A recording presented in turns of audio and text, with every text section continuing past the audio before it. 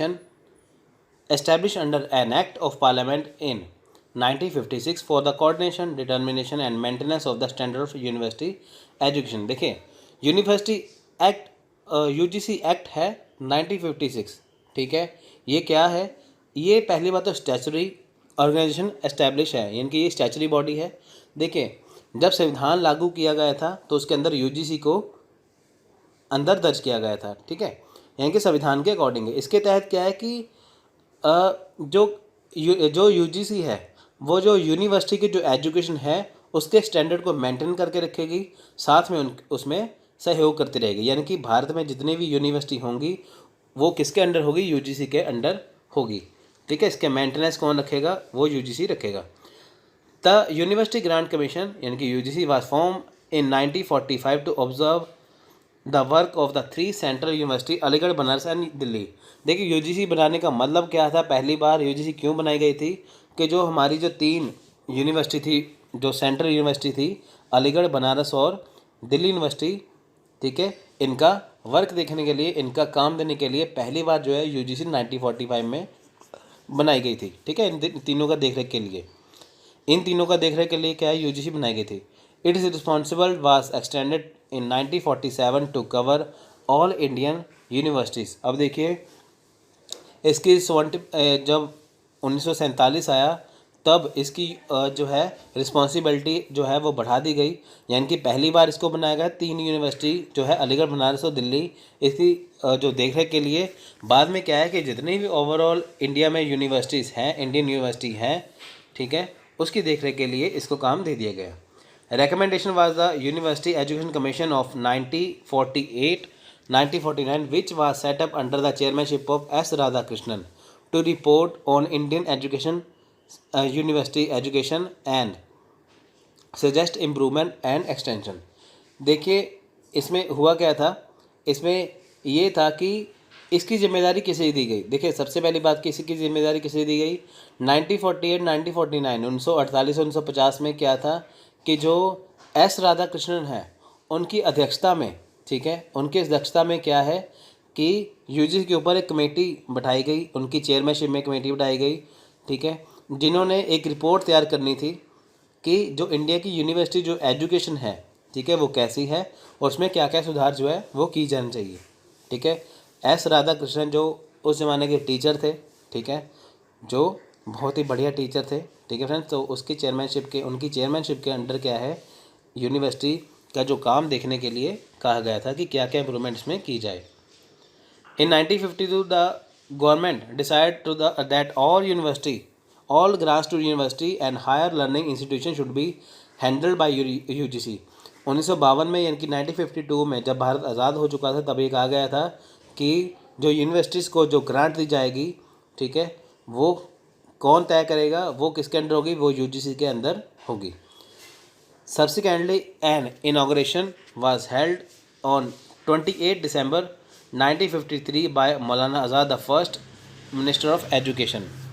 अब देखिए 28 दिसंबर 1953 यानी कि 1953 को क्या था, जो मौलाना जो अबुल कलाम आज़ाद थे, जो भारत के पहले शिक्षा मंत्री थे, ठीक है, इन्होंने इन्होंने इसका उद्घाटन किया, ठीक है, यूजीसी का।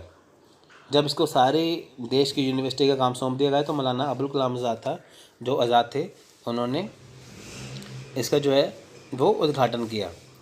The UGC responsible for coordination determination. देखिए यूजीसी का काम क्या है कि जो पार्लियामेंट का एक्ट है 1956 उसके अकॉर्डिंग क्या है कि जो स्टैंडर्ड है हायर एजुकेशन का उसको बना के रखना।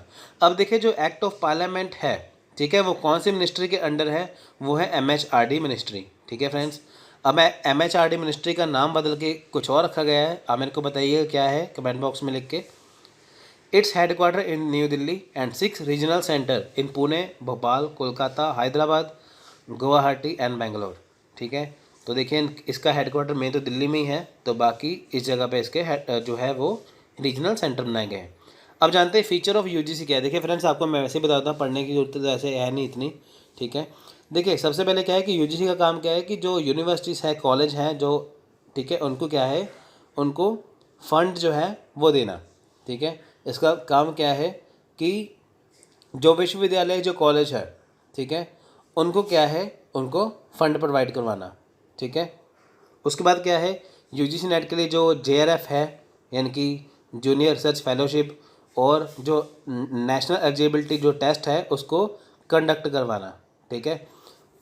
तो उसके बाद क्या है, एजुकेशन को जो है वो मेंटेन करके रखना, ठीक है, रिव्यू करना, ठीक है। ये सारी चीज़ें हैं जो इस यूजीसी के काम के अंडर आती हैं, ठीक है फ्रेंड्स। तो चलिए देखिए अब क्या है नेक्स्ट, डिस्टेंस एजुकेशन काउंसिल। देखिए डिस्टेंस एजुकेशन काउंसिल क्या है कि जैसे IGNOU, Indira Gandhi national open university, ठीक है। डिस्टेंस एजुकेशन का क्या मतलब होता है कि जैसे आप अपने घर पे बैठे हो तो आप किसी कॉलेज से, ठीक है, किसी कॉलेज में ना जाकर प्राइवेट जो है वो पढ़ रहे हो तो उसे बोलते हैं डिस्टेंस एजुकेशन। यानी कि आप अपने, जैसे आप मान के चलिए कि आपने अपने घर पे बैठे हुए हैं तो आपने कहीं पे एडमिशन ले रखी है पर आप वहाँ पे जाते नहीं हो, तो आप उनके नोट्स यहाँ पे पढ़ रहे हो, तो वो किसके अंडर आएगा, डिस्टेंस एजुकेशन के अंडर वो जो है वो आएगा, ठीक है फ्रेंड्स। उसके बाद क्या है, देखिए लॉ एजुकेशन है यानी कि बार काउंसिल ऑफ इंडिया, ठीक है। अब देखिए लॉ एजुकेशन किसके अंडर आएगी, बार काउंसिल ऑफ इंडिया यानी कि बीसीआई के अंडर। टीचर ट्रेनिंग एजुकेशन आएगी यानी कि टीटीई, ठीक है। फिर आएगा national council for teacher education यानी कि एनसीटीई, ठीक है फ्रेंड्स। ये कुछ जो है, ठीक है, जो विशेष करके जिसके अकॉर्डिंग जो है जो एजुकेशन सिस्टम चलता है, ठीक है। अब देखिए जो मेडिकल एजुकेशन है, ठीक है, उसके अंदर कौन कौन से कॉलेज है देखिए, जैसे देखिए वो क्या क्या चीज़ें मेडिकल एजुकेशन के अंदर, देखिए जैसे मेडिकल काउंसिल ऑफ इंडिया है MCI, pharmacy council of India है पीसीआई, रिहेबिलिटेशन है council of India RCI, Indian nursing जो काउंसिल है वो आईएनसी, ठीक है। यानी कि मेडिकल एजुकेशन के अंडर ये सारी चीज़ें आती हैं। Dental council of India DCI, central council of homoeopathy CCH, central council of Indian medicine यानी कि सीसीआईएम। टेक्निकल एजुकेशन देखिए all Indian council for technical education यानी कि AICTE, board of theological education of the senate of Serampore college, ठीक है, यानी कि BTESSC। ये किसके अंडर हैं, यानी कि ये अंडर हैं टेक्निकल एजुकेशन के। नेक्स्ट है agriculture education, Indian council of agriculture education यानी कि ICAR, ठीक है। अगर आप एजुकेशन एग्रीकल्चर एजुकेशन करना चाहते हैं तो आपको इसके अकॉर्डिंग सर्टिफिकेट मिलेगा। आर्किटेक्चर एजुकेशन यानी कि इंडियन ऑफ आर्किटेक्चर। अदर्स क्या है, national council for rural institutes यानी कि NCRI, state council of higher education यानी कि SCHE, veterinary council of India यानी कि VCI, ठीक है फ्रेंड्स। ये सारे क्या हैं, ये काउंसिल बनाए गए हैं जो डिफरेंट डिफरेंट तरह के जो एजुकेशन को देखते हैं। ये सारे ही किसके अंडर हैं, यूजीसी के अंडर ये सारे आ जाएंगे, ठीक है। नेक्स्ट है ऑर्गेनाइजेशन स्ट्रक्चर। देखिए ऑर्गेनाइजेशन स्ट्रक्चर क्या है इसका, the commission has chairperson, vice chairperson and 10 other member appointed by central government.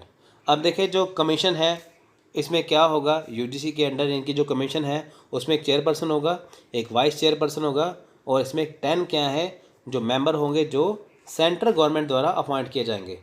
Chairman है जो 5 साल के लिए होगा या उसकी जो 65 ईयर की एज है उसके तहत होगा, यानी कि अगर उसकी एज है 64 तो वो 65 यानी कि 1 साल के लिए रहेगा। अगर उसकी एज है 55 तो वो 5 साल के लिए रहेगा, ठीक है फ्रेंड्स। तो कहने का ये मतलब है दो कंडीशन है, या तो उसकी एज जो है 65 तक वो रह सकता है या वो 5 साल के लिए 5 ईयर तक रह सकता है। जो वाइस चेयरपर्सन है, ठीक है, वो रहेगा 3 साल के लिए, उसकी एज भी होगी 5 साल के लिए, ठीक है फ्रेंड्स। अब देखिए रोल ऑफ गवर्नमेंट क्या है, सेंट्रल गवर्नमेंट और स्टेट गवर्नमेंट दोनों का क्या रोल है। Central government is responsible for major policy relating to higher education in the country and provides grant to UGC central university in the country. अब देखिए central university का यहाँ पे काम क्या है, देश में देखिए जितने भी मेजर पॉलिसी बनेगी एजुकेशन के रिलेटेड वो कौन बनाएगा, वो बनाएगा केंद्र सरकार, ठीक है फ्रेंड्स। यानी कि केंद्र सरकार देश में उच्च शिक्षा से संबंधित एक बड़ी नीति के लिए जिम्मेदार है और देश में यूजीसी केंद्रीय विश्वविद्यालय को अनुदान प्रदान करता है, ठीक है फ्रेंड्स। अब देखिए जो सेंट्रल गवर्नमेंट है उसकी रिस्पॉन्सिबिलिटी क्या है कि हायर एजुकेशन जो है उसके लिए पॉलिसीज़ बनाना कि ताकि हायर एजुकेशन यानी कि जो उच्च शिक्षा प्रणाली है वो बेहतर हो सके। उसके लिए क्या है, उसने रखा है यूजीसी को इस काम के लिए। यूजीसी को सेंट्रल यूनिवर्सिटी को गवर्नमेंट जो है वो फंड यानी कि ग्रांट जो है वो प्रोवाइड करवाती है कि ताकि जो उसने नीतियाँ बनाई हैं सेंट्रल गवर्नमेंट ने उसको पूरा किया जा सके। The central government is also responsible for declaration of educational institution as deemed to be university on the recommendation of the university. अब देखिए हिंदी में आपको मैं बताऊंगा क्या है। देखिए यूजीसी की सिफारिश क्या है, जो यूनिवर्सिटीज़ हैं, ठीक है, उसमें क्या है कि जो शिक्षण जो संस्थान की जो शिक्षा की घोषणा है उसके लिए भी जिम्मेदार है। यानी कि मान के चलते देखिए इसमें क्या है कि जो सेंट्रल गवर्नमेंट का जो रोल है जो वो रिस्पॉन्सिबल है देश की एजुकेशन के लिए, चाहे वो सिंपल यूनिवर्सिटी हो, स्टेट हो, डीम्ड यूनिवर्सिटी हो, कुछ भी हो। अगर वहाँ पे कुछ भी चीज़ें होती हैं, ठीक है, वो करेगा यूजीसी। किसके अंडर रह के करेगा? गवर्नमेंट ऑफ इंडिया के अंडर। नेक्स्ट है स्टेट गवर्नमेंट। देखिए state government state government responsible for establishment of state university and college and provide plan grant for their development and non plan grant for their maintenance. अब देखिए जो यहाँ पे जो राज्य सरकार है उसका काम क्या है? राज्य सरकार में क्या है कि राज्य विश्वविद्यालय यानी कि जो स्टेट गवर्नमेंट के अंदर जो स्टेट में जो विश्वविद्यालय जो स्टेट यूनिवर्सिटी हैं, ठीक है, उसकी स्थापना की जिम्मेदारी किसकी है? यानी कि अगर किसी राज्य में स्टेट गवर्नमेंट जो स्टेट में कोई यूनिवर्सिटी बनाई जा रही है स्टेट लेवल पे, तो वो कौन बनाएगा? उसकी जिम्मेदारी है स्टेट गवर्नमेंट की, ठीक है। उसका जो डेवलपमेंट करना है, जो भी कुछ करना है, सब कुछ काम किसका होगा? वो सारा ही काम स्टेट गवर्नमेंट के अंडर ही होगा। यानी कि अगर देश में कोई यूनिवर्सिटी बने तो वो देश के अंडर, अगर राज्य में कोई यूनिवर्सिटी बनती है तो उसका जो रख रखाव है, जिसका विकास है, तो वो कुछ करेगा, वो कौन करेगा? वो स्टेट गवर्नमेंट करेगी, ठीक है फ्रेंड्स। अब उसके बाद देखिए यहाँ पे एक और बात है नीचे, the coordination and cooperation between the union and the state is brought about the field of education through the central advisory board education, ठीक है, यानी कि जो CBSE है, ठीक है। अब देखिए जो देश में जो कोऑर्डिनेशन है, जो कोऑपरेशन है, ठीक है, जो आपसी तालमेल और जो आपसी सहयोग है केंद्र सरकार और राज्य सरकार में, किसको लेके? एजुकेशन में। यानी कि जो स्टेट गवर्नमेंट और जो सेंट्रल गवर्नमेंट यानी कि जो केंद्र सरकार और राज्य सरकार के बीच में जो सहयोग बना हुआ है, जो आपसी तालमेल बना हुआ है एजुकेशन के लेके, ठीक है, तो ये किस बोर्ड के तहत है? ये है CBSE बोर्ड के तहत, ठीक है फ्रेंड्स। तो देखिए एक क्वेश्चन कर लेते हैं, which one of the following statement is not correct about the university grant commission, यानी कि कौन सी स्टेटमेंट जो है यूजीसी के रिगार्डिंग जो है वो सही नहीं है, ठीक है। अब देखिए इसके 4 ऑप्शन है, आप पढ़िए, ठीक है। देखिए 4 ऑप्शन आपको दिए गए यहाँ पे, तो इसका राइट आंसर है option number D, it's the fund from the state university respect of state university. अब देखिए ये स्टेट यूनिवर्सिटी से फंड लेता है, ये बात गलत है। ये कहाँ से लेगा? ये लेता है सेंट्रल यूनिवर्सिटी से फंड, ठीक है फ्रेंड्स। अब नेक्स्ट क्वेश्चन देखिए, नेक्स्ट क्वेश्चन है, which of the following institution are empowered to confer or grant degree under the UGC act 1956, ठीक है। तो आप ये क्वेश्चन देखिए, आपको इसके ऑप्शन नीचे दे रखा है। यानी कि देखिए क्वेश्चन क्या है, यूजीसी अधिनियम 1956 के तहत निम्नलिखित में से कौन सी संस्था को डिग्री प्रदान करने या अनुदान देने का अधिकार है, ठीक है। यानी कि जो यूजीसी एक्ट है 1956 उसके तहत क्या है कि वो कौन सा इंस्टीट्यूशन है, कौन सी संस्था है जो डिग्रीज दे सकती हैं, ठीक है। आप इसको पढ़िए, आप इसका आंसर देखिए क्या है। तो इसका राइट आंसर है ऑप्शन नंबर सी, ठीक है, 1, 2, 4, ठीक है फ्रेंड्स। अब देखिए नेक्स्ट क्वेश्चन करते हैं, the university grant commission was establish with which of the following AIIMS. देखिए यूनिवर्सिटी ग्रांट कमीशन बनाई गई थी, इनकी यूजीसी बनाया गया था किस एम को लेके, ठीक है, किस एम को लेके? देखिए तो इसका right answer option number B, ABC, ठीक है। आप ये ऑप्शन एक बार पढ़ लेना। तो अब बारी आते हैं टाइप्स ऑफ यूनिवर्सिटी की, यानी कि हमारे देश में कौन कौन सी टाइप्स हैं। देखिए सेंट्रल यूनिवर्सिटी और यूनियन यूनिवर्सिटी। पहली बात तो वो यूनिवर्सिटी हैं जो सेंट्रल गवर्नमेंट के अंडर है, यानी कि जो सेंट्रल भारत सरकार के डायरेक्ट अंडर है, जिसे सेंट्रल यूनिवर्सिटी और यूनियन यूनिवर्सिटी कहा जाता है, ठीक है। वो यूनिवर्सिटी जो सीधे ही केंद्र सरकार के अंडर आती हैं, ठीक है फ्रेंड्स।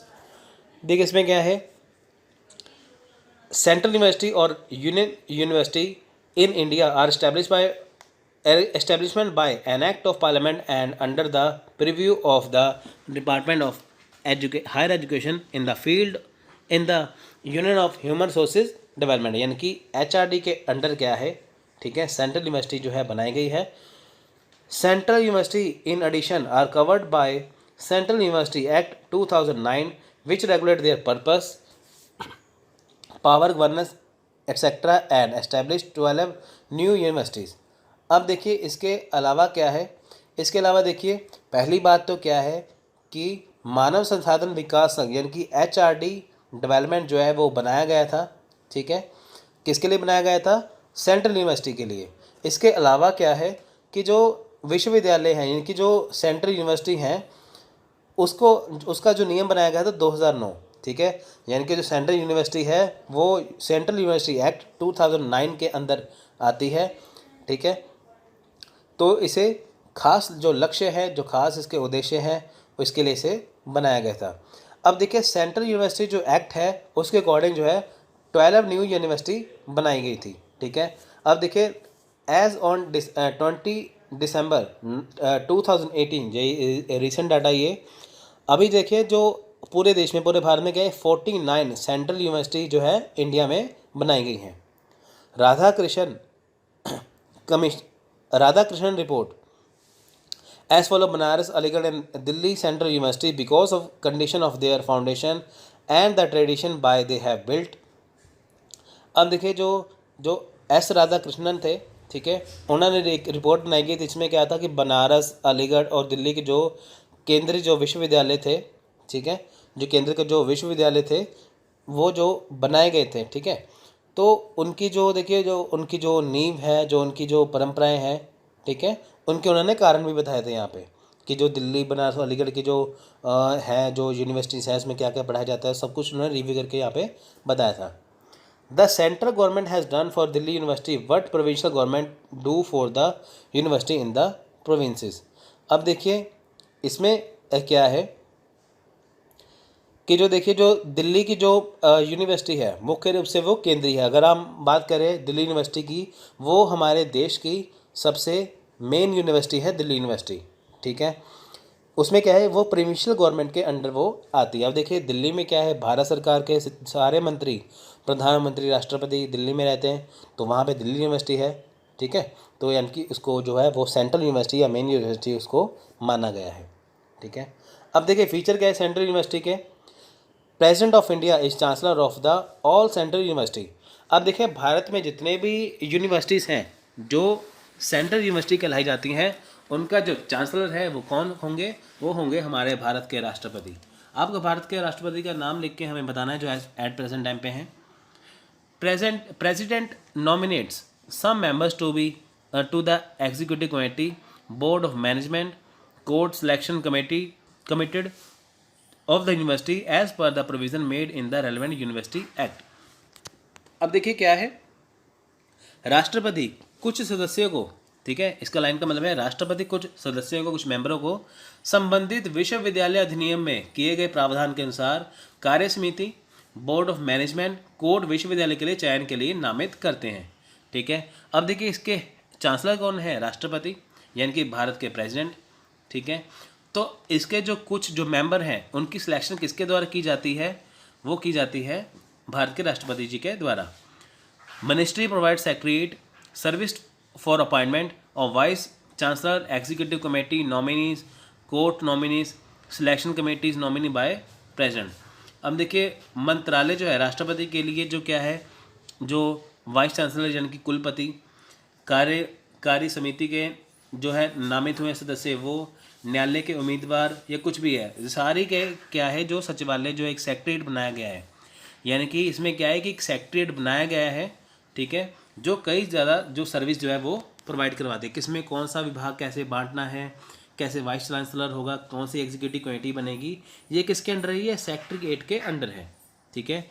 यानी कि अगर हम बात करें भारत की एजुकेशन सिस्टम के लिए, तो यहाँ पे एक सेक्रेटरीट बनाया गया है जहाँ पे क्या है जो भारत के राष्ट्रपति है वो इनको नॉमिनेट करते हैं। अब देखिए सम सेंट्रल यूनिवर्सिटीज़ हैं, कुछ जो सेंट्रल यूनिवर्सिटी देखिए बनाई गई हैं।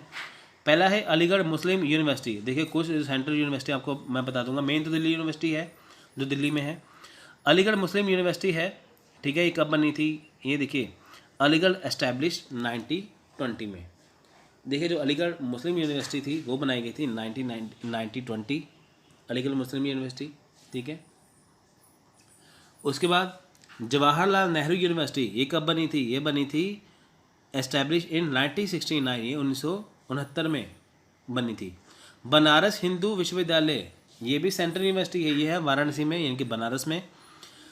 विश्व भारती, ये है वेस्ट बंगाल में। इसे किसने ठीक है, इसी की किसने नींव रखी थी, इसकी नींव रखी थी गुरुदेव रविंद्रनाथ टैगोर ने 1921 में, ठीक है। जिसे 1951 में 1959 में क्या है पार्लियामेंट एक्ट के तहत जो है वो सेंट्रल यूनिवर्सिटी मान लिया गया, ठीक है फ्रेंड्स।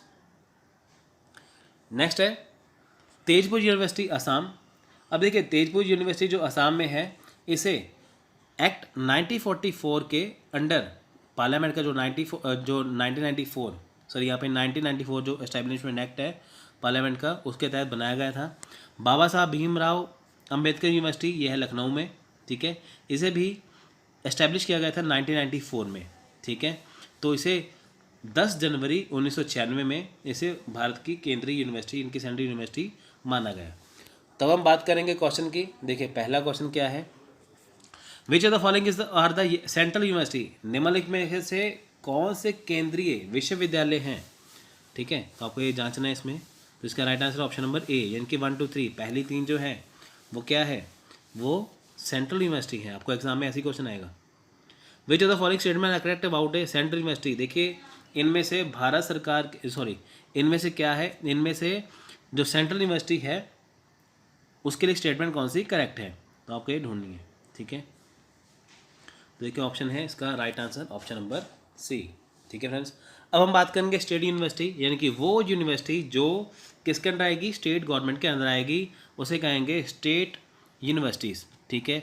अब देखिए इसका जो अरेंजमेंट है, जो इसका एलोकेटिंग है, जो कुछ भी है, ये कौन देखेगा, ठीक है। ये कौन देखेगा, ये देखेगा state university. The state university are approved and control by government of respective state, यानी कि स्टेट यूनिवर्सिटी का रखरखाव कौन करेगा, वो करेगी state university. And they are responsible for, वो किसके प्रति उत्तरदायी होंगे, वो किसके प्रति रिस्पॉन्सिबल होंगे, यानी कि हर एक स्टेट में, हर एक राज्य में जो यूनिवर्सिटी है, जो विश्वविद्यालय है, वो उसका रखरखाव तो करेगा स्टेट यूनिवर्सिटी, पर वो किसके प्रति रिस्पॉन्सिबल है, ठीक है। अगर उसे कुछ पैसे चाहिए उसको चलाने के लिए, कुछ भी चाहिए, ग्रांट चाहिए, कुछ भी चाहिए, वो रिस्पॉन्सिबल है यूजीसी के प्रति, ठीक है। तो कोई भी राज्य है, जैसे पंजाब में पंजाब यूनिवर्सिटी हो, कोई और यूनिवर्सिटी किसी भी राज्य में हो, तो वहाँ पे क्या है, अगर उसको ग्रांट चाहिए, अगर उसको कोई फाइनेंशियल कोई चीज़ चाहिए, कुछ भी चाहिए, अरेंजमेंट चाहिए, तो वो यूजीसी से प्राप्त करेगा, यूजीसी लेगा। यूजीसी का जो अंडर है सेक्शन 12B, ठीक है, जो यूजीसी एक्ट 1956 के अकॉर्डिंग है, उसके तहत उसे ये सारी सुविधाएं दी जाएंगी, ठीक है फ्रेंड्स। स्टेट यूनिवर्सिटी एक्ट देखिए जो स्टेट यूनिवर्सिटी कब बनाई गई थी, 17 जून 1972 में, ठीक है। Shall not be eligible to receive any grant commission central government state university include agriculture university having engineering and technology department.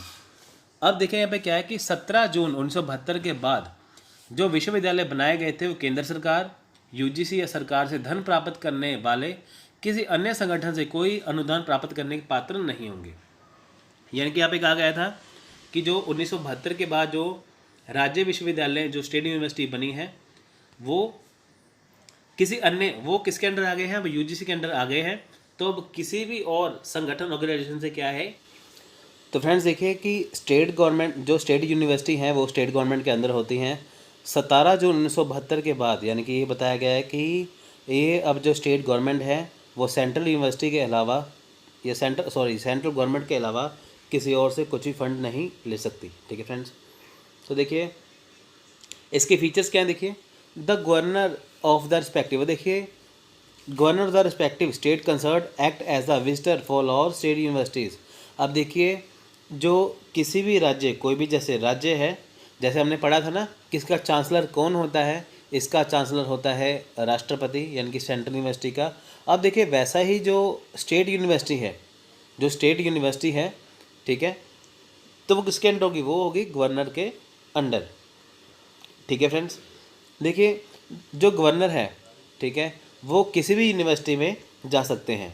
किसी भी राज्य के जो गवर्नर हैं वो किसी भी जो यूनिवर्सिटी है उसमें वो जा सकते हैं, ठीक है, या एक विजिटर के रूप में काम कर सकते हैं। जैसे कि राष्ट्रपति जी के अंडर जो सेंट्रल यूनिवर्सिटी होती हैं, वैसा ही स्टेट के गवर्नर के अंदर क्या होता है? State university.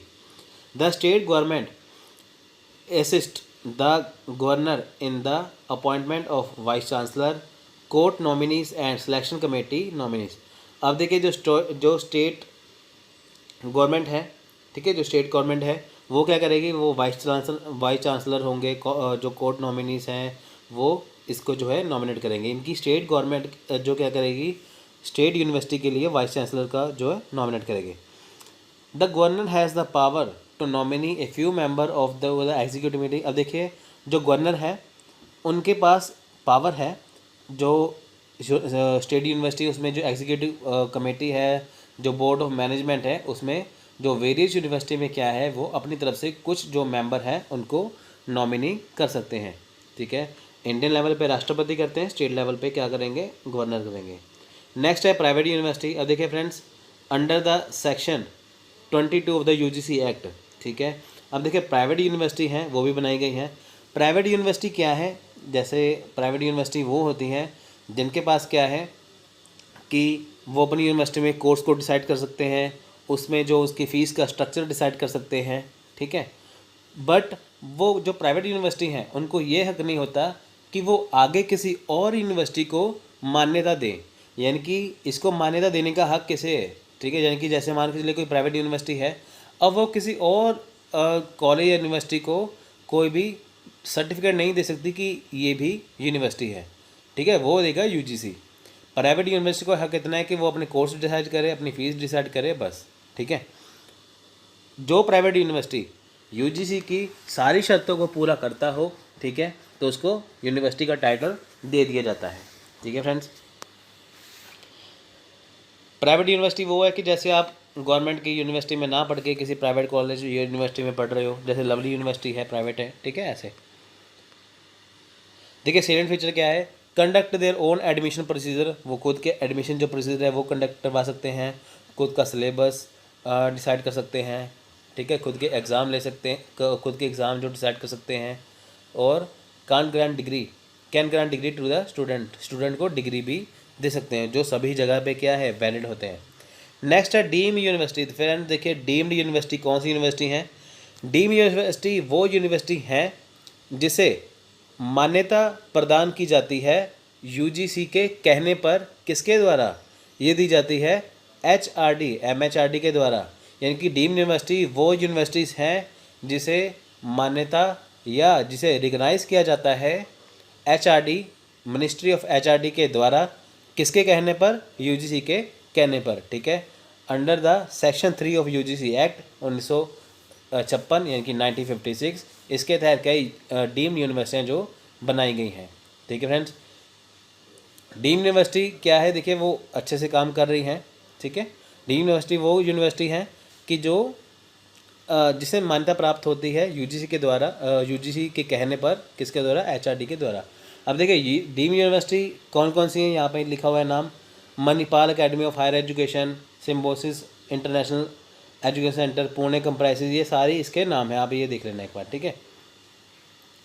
देखिए डीम्ड यूनिवर्सिटी में एक और बात है कि जो किसी विशेष क्षेत्र में, यानी कि किसी खास फील्ड में, किसी एक बढ़िया फील्ड में, एक हाई फील्ड में जो अपना योगदान दे रही है। जैसे आप देखें कि मेडिकल के जो मेडिकल का फील्ड है, जो ठीक है, जो मेडिकल का फील्ड है, जो मेडिकल के क्षेत्र है, वहाँ पे क्या है? बहुत सारी डीम्ड यूनिवर्सिटी हैं, ठीक है। अब इसके सैलेंट फीचर क्या है? देखिए खुद का admission procedure, on syllabus exam वगैरह, ये सब कुछ जो है वो कर सकते हैं, ठीक है। पर ये डीम्ड यूनिवर्सिटी जो क्या है, ये मे और may not grant degrees to the student. ये क्या है? जो डीम्ड यूनिवर्सिटी है कुछ देखिए जो स्टूडेंट्स हैं उनको कई बार ये डिग्री नहीं दे सकते, यानी कि छात्रों को डिग्री प्रदान नहीं कर सकती। डीम यूनिवर्सिटी और प्राइवेट यूनिवर्सिटी या स्टेट यूनिवर्सिटी में इतना ही फ़र्क है कि ये जो है किसी को भी जो सर्टिफिकेट जो प्रदान नहीं कर सकती। प्राइवेट यूनिवर्सिटी कर सकती है, सेंट्रल कर सकती है, ओपन यूनिवर्सिटी कर सकती है और साथ में स्टेट यूनिवर्सिटी कर सकती है। ठीक है, आपको क्वेश्चन पूछा जाएगा, बताइए कि कौन सी यूनिवर्सिटी है जो डिग्री प्रदान नहीं करेगी, वो आएगा deem university. Which of the following statement are correct about deem university. देखिए इनमें से कौन सी स्टेटमेंट करेक्ट है यूनिवर्सिटी डीम यूनिवर्सिटी के लिए, तो ऑप्शन नंबर 2 है इसका राइट आंसर, यानी कि ACD। नेक्स्ट है ओपन यूनिवर्सिटी। देखिए फ्रेंड्स, ओपन यूनिवर्सिटी क्या है? Open and distance learning. ठीक है, ओपन यूनिवर्सिटी के देखिए यहाँ पे एग्जांपल है इग्नू, यानी कि Indira Gandhi national open university, state open university, institution and university offering education and includes correspondence course institutes, यानी कि CCIs। ठीक है, इन कन्वेंशनल ड्यूल मोड यूनिवर्सिटी। अब देखिए ओपन यूनिवर्सिटी क्या है, आपको बताता हूँ कि ओपन यूनिवर्सिटी क्या है। कि अगर जो आप जैसे आप पंजाब में रह रहे हो या आप असम में रह रहे हो, तमिलनाडु में रह रहे हो, आपको जैसे पढ़ना है, ठीक है, पर आप आ जा नहीं सकते, तो आप अपने घर बैठे भी उसको पढ़ सकते हैं, जिसे हम ओपन यूनिवर्सिटी कहते हैं। ठीक है, यानी कि आप घर बैठे भी वो पढ़ सकते हो। जैसे आपने पोस्ट ग्रेजुएशन करना है तो आप अपने घर बैठे भी पोस्ट ग्रेजुएशन कर सकते हो। आपको बस इसका फॉर्म भरना होगा। जब हर एक साल, जब साल के एंड में, जब इसके साल बाद पेपर होंगे, हर ईयर के एंड में जब पेपर होते हैं, बस एग्ज़ाम होते हैं, आपको वो देने होते हैं। ठीक है, तो उसके बाद क्या है, आपको घर बैठे सर्टिफिकेट मिल जाता है। यानी कि जो कॉलेज में जाके नहीं पढ़ सकते वो घर पे बैठ के ओपन यूनिवर्सिटी के माध्यम से इसके साथ पढ़ सकते हैं। ठीक है, देखिए जहाँ पे जो मैंने यहाँ पे हाईलाइट किया हुआ है वो देखिए, the first state open university in the country were establish by state government of Andhra Pradesh. यानी कि जो ओपन यूनिवर्सिटीज़ हैं स्टेट की, सबसे पहले किसने बनाई थी? आंध्र प्रदेश ने बनाई थी। आंध्र प्रदेश की जो स्टेट गवर्नमेंट उसने बनाई थी 1982 में। And the central government establish the Indira Gandhi national open university. ठीक है, सबसे पहले स्टेट यूनिवर्सिटीज़ में आंध्र प्रदेश ने सबसे पहले बनाई थी और देश में सबसे पहले बनी थी इग्नू, यानी कि IGNOU, Indira Gandhi national open university. ठीक है, ठीक है, देखिए यहाँ पे क्या है कि जो एजुसेट है वो फर्स्ट इंडियन सैटेलाइट है। जो एजुसेट है वो फर्स्ट इंडियन सैटेलाइट है, जो क्या करता है, वो डिस्टेंस एजुकेशन जो सिस्टम जो है वो प्रोवाइड करवाता है। ठीक है फ्रेंड्स, ये MHRD के अंडर है। अब देखिए यहाँ पे क्या है कि एक लिस्ट है जिसमें क्या है कि 14 तरह की, ठीक है, ओपन यूनिवर्सिटियाँ अब तक हैं। ठीक है, देखिए ये सारे नाम हैं, आप एक तो पढ़ लीजिए, इग्नू है। ठीक है, कुछ देखिए, Indira Gandhi national open university IGNOU New Delhi में, doctor BR Ambedkar university BRAOU Hyderabad में है। ठीक है, ये सारी यूनिवर्सिटी आप पढ़ सकते हो। तो फ्रेंड्स हम आगे चलते हैं। ये 14 यूनिवर्सिटी हैं, आप इसका चाहे स्क्रीनशॉट लेके पढ़ सकते हैं, इसको आप एक बार पढ़ लेना है। ठीक है, ये सारी ओपन यूनिवर्सिटी हैं। नेक्स्ट है autonomous institute and college. Autonomous क्या है? जो खुद अपने बेस पे, अपने दम पे चलाए जा रहे हैं कॉलेज। ठीक है, ये इंडिपेंडेंट कॉलेज है। इसके ऊपर क्या है, इसके ऊपर, ठीक है, इनकी ये वो कॉलेज है जिसके ऊपर किसी का कंट्रोल, मतलब कि किसी के अंडर नहीं है, ये वो है ऑटोनॉमस इंस्टीट्यूट। देखिए, autonomous institute are college exercise independent control over their daily operation, syllabus, course offered and admission procedure. They fall under the administrative control department of higher education MHRD। अब देखिए, जो autonomous institute है वो है क्या? वो institute है जो क्या है कि इंडिविजुअल कंट्रोल के हाथों में है। ठीक है, यानी कि गवर्नमेंट किसी की हेल्प नहीं, यहाँ पे वो किसी की हेल्प नहीं ले रहे हैं, जो अपने बेस पे, अपने दम पे बना रहे हैं। पर ये किसके डिपार्टमेंट के अंडर है? ये MHRD के अंडर है। ठीक है, किसी ने अगर प्राइवेट कॉलेज खोला हो तो वो MHRD से परमिशन लेके वो खोल सकता है। सारा रखरखाव जो है, जो उसका डेवलपमेंट है, उसे खुद ही करना पड़ेगा।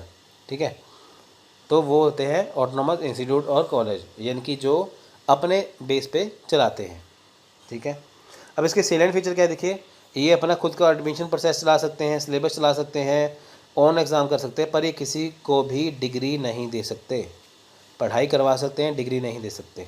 ठीक है, देखिए जो प्राइवेट इंस्टीट्यूट्स हैं, जैसे कोचिंग सेंटर है, इंस्टीट्यूट्स है प्राइवेट, कितने बड़े हैं इंस्टीट्यूट्स, पर वो आपको डिग्री नहीं दे सकते। आपको वो एडमिशन करवा सकते हैं, सिलेबस पढ़ा सकते हैं, सब कुछ करा सकते हैं, वो आपको डिग्री नहीं देते। ऑटोनॉमस इंस्टीट्यूट क्या है, देखिए ऑटोनॉमस इंस्टीट्यूट देखिए इसमें क्या है कि जो देखिए पहला है इंडियन इंस्टीट्यूट ऑफ टेक्नोलॉजी, ठीक है, यानी कि IITs।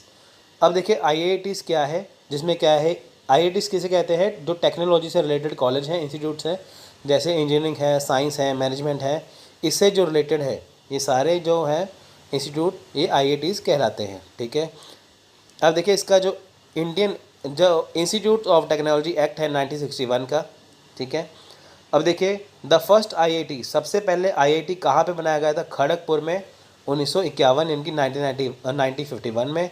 फिर बनाया गया था IIT Roorkee is the first engineering college in India. देखिए मैं आपको बताता हूँ कि 1951 जब भारत आज़ाद हो गया था उसके बाद, ठीक है, 1951 में सबसे पहले IIT बनाया गया था खड़गपुर में। जो IIT रुड़की है, ठीक है, वो पहला भारत का इंजीनियरिंग कॉलेज था। इसका नाम पहले था इम्पीरियल कॉलेज, ठीक है। तो फ्रेंड्स देखिए IIT रुड़की है। तो आपको हम एंशिएंट इंडिया की बात करेंगे कि एंशिएंट इंडिया में कौन कौन से जो इंस्टीट्यूशन थे हायर एजुकेशन के, ठीक है। इसमें हम बात एंशिएंट इंडिया की करेंगे, इसके बाद प्री इंडिपेंडेंस, फिर पोस्ट इंडिपेंडेंस, यानी कि अब यहाँ पे एंशिएंट इंडिया की बात कर रहे हैं, फिर आज़ादी से पहले और आज़ादी के बाद में क्या क्या शिक्षा जो हायर एजुकेशन के लिए क्या क्या किया गया था, क्या क्या शिक्षा नीतियाँ थी, तो इसके बारे में हम चर्चा करेंगे इसमें, ठीक है फ्रेंड्स। तो वीडियो के साथ पूरा बने रहिए, इसमें आपको ऐसी नॉलेज दी जाएगी जो आपको किसी भी वीडियो में नहीं दिखाई या सुनाई नहीं देगी, ठीक है फ्रेंड्स।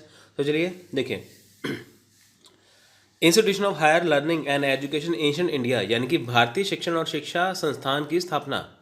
देखिए ancient higher learning institution were develop in many cultures to provide institutional frameworks for scholarly activities, ठीक है। देखिए विद्वानों की गतिविधियों के लिए संस्थागत ढांचा प्रदान करने के लिए कई संस्कृतियों में प्राचीन उच्च शिक्षण संस्थानों को विकसित किया गया था। अब देखिए जो स्कॉलर थे, ठीक है, उसकी गतिविधियों के लिए क्या किया गया था कि संस्थागत ढांचा प्रदान करने के लिए जो है उच्च शिक्षण संस्थान जो है वो खोले गए थे। अब आप ये देखिए कि हायर लर्निंग के लिए, यानी कि आप ये देख के चलिए कि जो प्राचीन समय में जब एशियन इंडिया की बात करें तो उसमें कई तरह की संस्कृतियाँ थी, तो कई तरह की वहाँ पे लोग रहते थे। तो उनमें क्या है, उनमें कई तरह के विद्वान भी थे, तो उनका कल्चर बताने के लिए एशियन इंडिया में हायर एजुकेशन की, हायर लर्निंग की शुरुआत की गई। These ancient centre were sponsored and overseen by courts, by religious institution which sponsored cathedral school, monastic schools and madrasas, by scientific institution such as museum, hospitals and observatories and by individual scholar।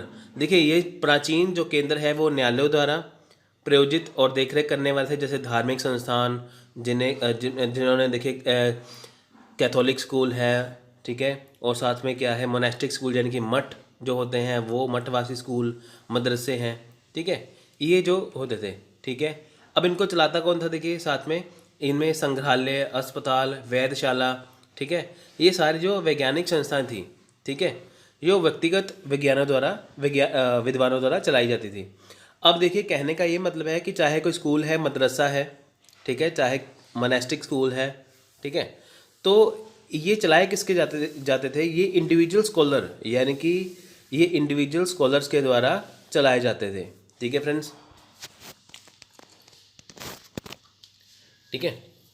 तो इनकी देखरेख कौन करता था, इनकी देखरेख करता था केंद्र न्यायालय यानी कि कोर्ट्स करती थी, ठीक है, ये करते थे। और साथ में जो म्यूजियम है, हॉस्पिटल है, ये सारी चीज़ें हैं, ये कौन करता था, इनकी देखरेख करता था इंडिविजुअल स्कॉलर्स या व्यक्तिगत विद्वान, ठीक है। इनकी म्यूजियम है, हॉस्पिटल है, ये व्यक्तिगत विद्वान देखते थे। स्कूल वगैरह को कौन देखता था, कोर्ट देखती थी। तो नेक्स्ट है Buddhist Asia, major Buddhist monasteries, ठीक है, notably those at Pushpagiri, Nalanda and Takshashila include schools that were some of primary institution of higher learning in Asian India. Asian India की बात करें तो फ्रेंड्स वहाँ पे देखिए बुद्धिस्ट जो थे उनकी काफ़ी स्कूल्स थे, ठीक है, बुद्धिस्ट जिनमें बौद्ध धर्म पढ़ाया जाता था, जैसे हम नालंदा की बात करें, पुष्पगिरी की बात करें, तक्षशिला की बात करें, ठीक है। प्राचीन समय में यहाँ पे क्या था, यहाँ पे जो बौद्ध है यानी कि जो यहाँ पे बुद्ध धर्म की पढ़ाई करवाई जाती थी, ठीक है।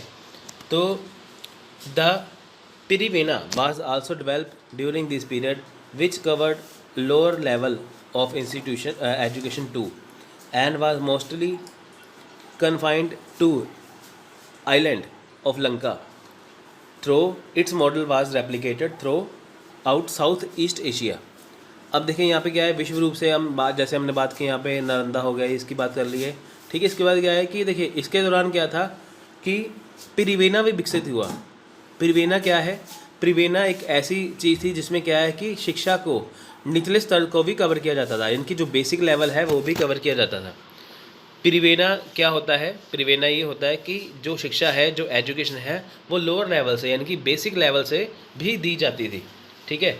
यानी कि एजुकेशन तो हायर लर्निंग तो थी, ठीक है, हायर लर्निंग तो थी, पर जिनको कुछ पता नहीं था, पर फिर भी लोअर लेवल से एजुकेशन स्टार्ट की जाती थी, ठीक है। तो इसके लिए पिरिवेना जो है वो डेवलप किया गया। आपको क्वेश्चन पेपर में पूछ सकते हैं कि बताइए कि लोअर लेवल की एजुकेशन स्टार्ट करने के लिए क्या शुरू किया गया था, तो पिरिवेना, ठीक है, ये देखो, ठीक है फ्रेंड्स। यहाँ मैंने ब्लू कलर में लिख रखा है कि ताकि आपको दिक्कत ना हो, ठीक है फ्रेंड्स। तो अब देखिए जो ये पिरिवेना है ये कहाँ था पहले, ये श्रीलंका के कुछ हिस्सों में था, यानी कि जो अब श्रीलंका है पहले लंका थी, यानी कि जो पिरिवेना है जो ये पहले लंका के कुछ हिस्से यानी कि श्रीलंका में सीमित था, पर बाद में क्या है ये पूरे दक्षिण पूर्व एशिया में फैल गया, ठीक है। तो फ्रेंड्स अब हम बात करेंगे पुष्पगिरी की, ठीक है फ्रेंड्स। तो एक कुछ यूनिवर्सिटीज़ हैं जो प्राचीन समय में बहुत फेमस थी एंशिएंट इंडिया में, तो बात करते हैं। देखिए यहाँ पे इसकी पिक्चर बनी हुई है, आप देख सकते हैं। देखिए उदयगिरी ओडिशा पार्ट ऑफ पुष्पगिरी। देखिए उदयगिरी जो पुष्पगिरी है वो कहाँ पे है, वो इस टाइम ओडिशा में है, ठीक है। The school of Pushpagiri was establish in the 3rd century AD as present Odisha India. अब ये देखिए पुष्पगिरी कहाँ पे है, ये ओडिशा इंडिया में है, ठीक है। तो ये उदयगिरी में है जो उड़ीसा में पड़ता है। As of 2007 the range of the Mahavihara had not yet been fully excavated. अब देखिए 2007 तक क्या था, इस महाविहार के जो खंडर है, यानी कि जो अभी पुष्पगिरी है, वो पूरी तरह से खोदी नहीं गई थी, ठीक है, ये पूरी तरह से इसकी खुदाई नहीं हुई थी। Of the consequently much of the Mahavihara's history remains unknown. अब देखिए नतीजा क्या हुआ इसका, महाविहार का जो अधिकांश भाग इतिहास है वो अज्ञात है। यानी कि 2007 तक क्या था, पुष्पगिरी के जो खंडर थे, जो महाविहार के जो खंडर थे, जो अभी तक इतने 2007 तक खोदे नहीं गए थे, तो इसका जो अधिकांश भाग था वो इसका अभी भी अज्ञात है, यानी कि इसका जो अभी भी वो अननोन है। Of the 3 Mahavira campus Lalitgiri in the district of the Cuttack is the oldest. अब देखिए जो 3 महाविहार कैंपस हैं, ठीक है, ये जो 3 महाविहार कैंपस हैं, जो परिसर है, इसमें क्या है कि ललितपुर जो कटक ज़िले में है वो सबसे पुराना है, ठीक है फ्रेंड्स। यानी कि जो ललितगिरी है जो कटक ज़िले में पड़ता है वो सबसे पुराना कैंपस है इसका। इसके 3 कैंपस थे जिसमें ललितगिरी है, रत्नागिरी है, ठीक है। जो ललितगिरी है वो सबसे पुराना है। Lalitgiri in the district of Cuttack is the oldest. Iconographic analysis indicates that Lalitgiri had already been established during the Shung period of 2nd century BC, making it one of the oldest Buddhist established in the world, ठीक है friends. अब देखिए आइनोग्राफिक विश्लेषण क्या बताता है कि ललितगिरी की जो स्थापना है वो कब हुई थी, 2nd century BC, 2nd century BC में, ठीक है। यानी दूसरी शताब्दी ईसा पूर्व इसकी जो स्थापना हुई थी, दूसरी शताब्दी के शुंग काल के शुरुआत में हुई थी, जो इसे दुनिया के सबसे पुराने बौद्ध प्रतिष्ठानों में से एक बनाता है। यानी कि ललितगिरी क्या है, ये बहुत पुरानी जो बहुत पुराना है ललितगिरी, ठीक है। तो इसकी शुरुआत कब हुई थी, इसकी स्थापना कब हुई थी, शुंग काल के दौरान, ठीक है फ्रेंड्स। शुंग काल के दौरान जो था इसकी वो शुरुआत हो गई, ठीक है फ्रेंड्स। जो देखिए कि जो मौर्य साम्राज्य का जो आखिरी राजा था बृहद्रथ, पुष्यमित्र शुंग ने उसकी हत्या कर दी थी, फिर शुंग वंश की स्थापना की थी। ठीक है, उस समय में क्या था, ललितगिरी की स्थापना हुई। ठीक है, जो दुनिया के सबसे पुराने बौद्ध प्रतिष्ठान, यानी कि अगर हम बात करें दुनिया के सबसे पुराने जो बौद्ध प्रतिष्ठान है, ठीक है, तो ये सबसे पुराना है ललितगिरी। अब देखिए द चाइनीज़ ट्रैवलर जुआन जैंग, ठीक है, जिसे हयून सांग भी कहते हैं। ठीक है, हयून सांग या जुआन जैंग, ठीक है, हु विजिटेड इन AD 639, यानी कि 639 AD में, 647 ईस्वी में। ठीक है, एक चाइनीज़ ट्रैवलर हयून सांग आया था इंडिया में। ठीक है, as Pushpagiri Mahavihara, as well is as in medieval Tibetan text. ठीक है, अब देखिए हयून सांग जो चीनी यात्री था वो इंडिया आया, जिन्होंने 639 में देखिए कि जो पुपगिरी महाविहार, ठीक है, पुपगिरी महाविहार, ठीक है, वो के साथ साथ क्या था, मध्यकालीन जो तिब्बती ग्रंथ है उसका दौरा किया था। अब देखिए इसने जब ये चाइनीज़ ट्रैवलर यहाँ पे आए थे, इन्होंने पुपागिरी महाविहार, उसके साथ साथ क्या था, मध्यकालीन जो था वो तिब्बती ग्रंथों का दौरा किया था। ठीक है friends, However, unlike Takshila and Nalanda, the ruins of Pushpagiri were not discovered until 1995, when a lecturer from a local college first stumbled upon the site. अब देखिए, हालांकि अगर हम इसकी बात करें, ठीक है, हालांकि हम इसकी बात करें कि हालांकि तक्षशिला और नालंदा के विपरीत, यानी कि अगर हम बात करें तक्षशिला की और नालंदा की, उसके अलावा जो पुष्पगिरी है, ठीक है, जो उसके ऑपोजिट जो पुष्पगिरी है, उसके खंडर की खोज जो है, ठीक है, उसकी जो खोज है वो 1995 इनकी 1995 तक नहीं की गई थी, जब एक स्थानीय कॉलेज के एक व्याख्याता, यानी कि जब एक लेक्चरर ने पहली बार साइट पर ठोकर खाई थी। ठीक है, तब इसका जो है वो जाके इसको खोदा गया। ठीक है फ्रेंड्स, देखिए नेक्स्ट है the task of excavating Pushpagiri ruins stretching over 58 hectares of land was undertaken by the Odisha Institute of Maritime and Southeast Asian Studies between 1996 and 2006। अब देखिए पुष्पगिरी की जो खंडर है, इसकी खुदाई का काम जो है वो 58 हेक्टेयर यानी कि 143 एकड़ भूमि पर फैला हुआ है। यानी कि कितनी जगह पे फैला हुआ है ये, 58 एकड़, ठीक है, सॉरी 58 हेक्टेयर या 143 एकड़ में इसके ऊपर ये फैला हुआ है। उसके बाद हम बात करें कि ओडिशा इंस्टीट्यूट ऑफ मैरीटाइम और साउथ ईस्ट एशियन स्टडी ने इसे 1996 से लेकर 2006 के बीच में इसमें क्या था, इसके ऊपर स्टडी की थी। ठीक है, यानी कि देखिए फ्रेंड्स 1995 की बात करें, पहले क्या था, पहले तक्षशिला यूनिवर्सिटी खोज ली गई थी, नालंदा खोज ली गई थी। ठीक है, उसके बाद क्या हुआ कि जो पुष्पगिरी खोज नहीं गई थी, जब एक स्थानीय जब वहाँ पे लेक्चरर गया, उसने ठोकर खा के वो गिरा, तो उसके बाद यहाँ पे ये खोजी गई। खोजने के बाद क्या है, इसके ऊपर 1996 से लेकर 2006 यानी कि 10 सालों तक इसके ऊपर स्टडी की गई, किसके द्वारा, ओडिशा इंस्टीट्यूट ऑफ मैरीटाइम और साउथ ईस्ट एशियन ने। ठीक है, it is now being carry out by archaeological survey of India ASI। ठीक है, देखिए अब इसे भारतीय पुरातत्व सर्वेक्षण यानी कि आर्कियोलॉजी सर्वे ऑफ इंडिया द्वारा चलाया जा रहा है। द नागा अर्जुन कॉन्सिलीज inscription mention about the learning centre. देखिए नागा अर्जुन कॉन्सिलीज ने इस अध्ययन केंद्र के बारे में पहली बार बताया था। ठीक है फ्रेंड्स, तो फ्रेंड्स ये पुष्पगिरी के बारे में है, जितनी नॉलेज आपको मैंने यहाँ पे दी है, आपको इसमें से एग्जाम में क्वेश्चन आ सकता है। देखिए अब हम बात करेंगे नालंदा यूनिवर्सिटी की। ठीक है, नालंदा यूनिवर्सिटी, देखिए पहली बात तो नालंदा यूनिवर्सिटी है वो कहाँ पे है, वो नालंदा बिहार में है।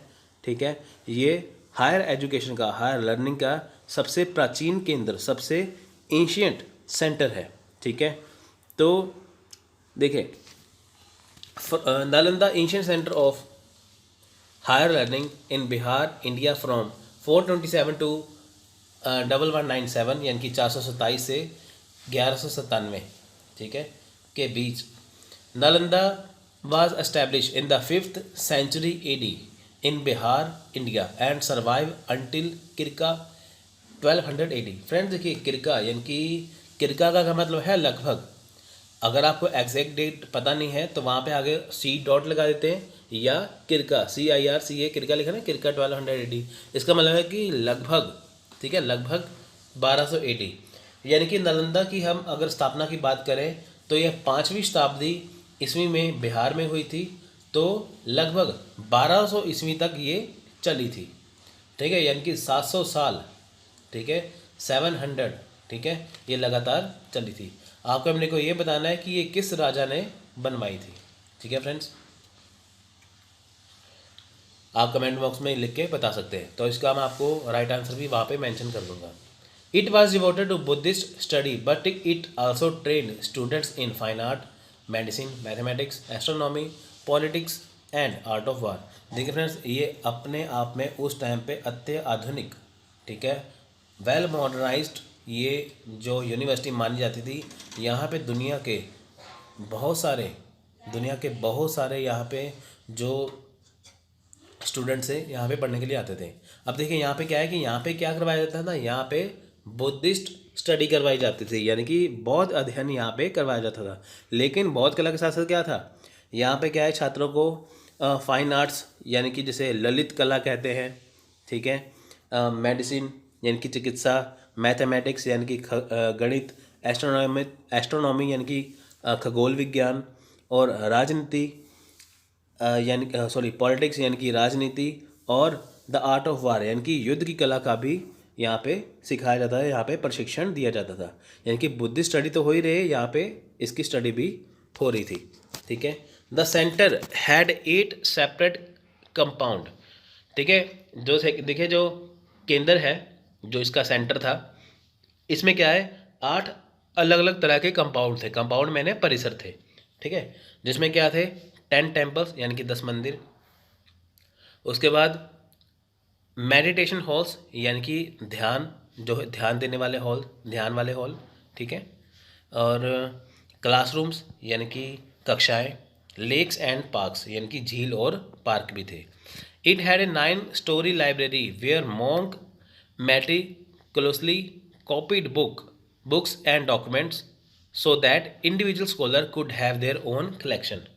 अब देखिए यहाँ पे क्या है कि 9 मंजिला यहाँ पे क्या था, पुस्तकालय था, यानी कि 9 स्टोरी यहाँ पे क्या थी, लाइब्रेरी थी, जहाँ पर भिक्षुओं ने सावधानीपूर्वक पुस्तकों और दस्तावेजों की नकल की ताकि व्यक्तिगत विद्वानों का अपना संग्रह हो सके। देखिए जब वहाँ पे क्या था कि वहाँ पे जब स्कॉलर थे, जो वहाँ पे जो स्कॉलर थे वो क्या करते थे, अपने अपने जैसे उनको जो लेक्चर दिया जाता था वो उनके क्या थे, वहाँ पे नोट्स बनाते थे। नोट्स बना के क्या था, जो उन्होंने नॉलेज इकट्ठी की नोट्स के अंदर, तो लाइब्रेरी के अंदर वो रख देते थे कि ताकि हर एक के जो विद्वान के जो नोट्स हैं, जो उनके दस्तावेज हैं, ठीक है, वो वहाँ पे सुरक्षित रह सकें, ठीक है। It had dormitories for students, housing 10,000 students in the school head and providing accommodation for 2,000 professors। अब देखिए यहाँ पे क्या था, यहाँ पे क्या था, इसमें छात्रों के लिए छात्रावास थे, ठीक है, यहाँ में क्या है, छात्रों के लिए छात्रावास थे, यानी कि छात्र यहाँ पे रह सकते थे, वहाँ पे उनके लिए हॉस्टल बनाए गए थे, ठीक है। साथ में स्कूल के दिन में क्या था, यहाँ पे देखिए 10,000 छात्रों को आवास देने, ठीक है, यानी कि 10,000 छात्रों को आवास देने और 2,000 प्रोफेसरों के लिए आवास प्रदान करने के लिए यहाँ पे व्यवस्था थी, ठीक है फ्रेंड्स। मान के चलिए कि 2,000 प्रोफेसर की यहाँ पे कैपेसिटी थी और 10,000 यहाँ पे स्टूडेंट थे, ठीक है। और Nalanda attract peoples and scholar from Sri Lanka, Korea, Japan, China, Tibet, Indonesia, Persia and Turkey who left account of the center. अब देखिए यहाँ से क्या है, नालंदा ने क्या है, यहाँ पे श्रीलंका, कोरिया, जापान, चीन, तिब्बत, इंडोनेशिया, फ्रांस, ठीक है, और सॉरी फ्रांस नहीं, इंडोनेशिया, पर्शिया, ठीक है, और तुर्की, ठीक है। ये तुर्की के सारे जो विद्यार्थी थे यहाँ पे पढ़ने के लिए आते थे, यानी कि नालंदा यूनिवर्सिटी में इनका ध्यान किया था, अपनी तरफ आकर्षित किया हुआ था। यहाँ पे जो इनके जो छात्र हैं, इन देशों के छात्र यहाँ पे पढ़ने के लिए आते थे, ठीक है friends. In 2014 a modern Nalanda university was launched in near by Rajgir, यानी कि राजगीर के निकट, राजगीर के जो पास 2014 में एक मॉडर्न यानी कि आधुनिक नालंदा यूनिवर्सिटी की शुरुआत की गई। ठीक है फ्रेंड्स। तो नेक्स्ट करते हैं टॉपिक, देखिए नेक्स्ट है तक्षशिला। देखिए तक्षशिला है, तो फ्रेंड्स ये तक्षशिला जो है इस टाइम ये पाकिस्तान में है। ठीक है, अब इसको याद रखना। एंशियंट तक्षशिला और Takshashila is ancient Gandhara was an early Hindu and Buddhist centre of learning. ठीक है, तक्षशिला की बात करें तो जो प्राचीन तक्षशिला है वो प्राचीन गंधार में, ठीक है, शिक्षा का प्रारंभिक हिंदू और बौद्धिक केंद्र था। यानी कि क्या था तक्षशिला यूनिवर्सिटी में, क्या है फ्रेंड्स, देखिए इसकी जो शुरुआत है वो हिंदू राजा ने की थी। ठीक है, हिंदू राजा ने की थी। तो देखिए यहाँ पे क्या है कि हिंदू और बौद्ध दोनों केंद्र थे। यानी कि पहले हिंदू धर्म की पढ़ाई भी कराई जाती थी, साथ में बुद्धिस्ट स्टडी भी करवाई जाती थी। According to scattered reference that were only fixed a millennium later, it may have dated back to at least the 5th century BC। देखिए बिखरे संदर्भ, ठीक है, स्कैटर्ड रेफरेंस की बात करें कि जो संदर्भ जो बिखरा हुआ है, ठीक है, कोई नॉलेज किसी में है, कोई नॉलेज किसी में है, एक जगह में नॉलेज नहीं है जिसकी। ठीक है, बिखरे संदर्भों के अनुसार क्या है, जो केवल एक शताब्दी बाद में तय किए गए थे, यह कम से कम 5वीं शताब्दी ईसा पूर्व में वापस था।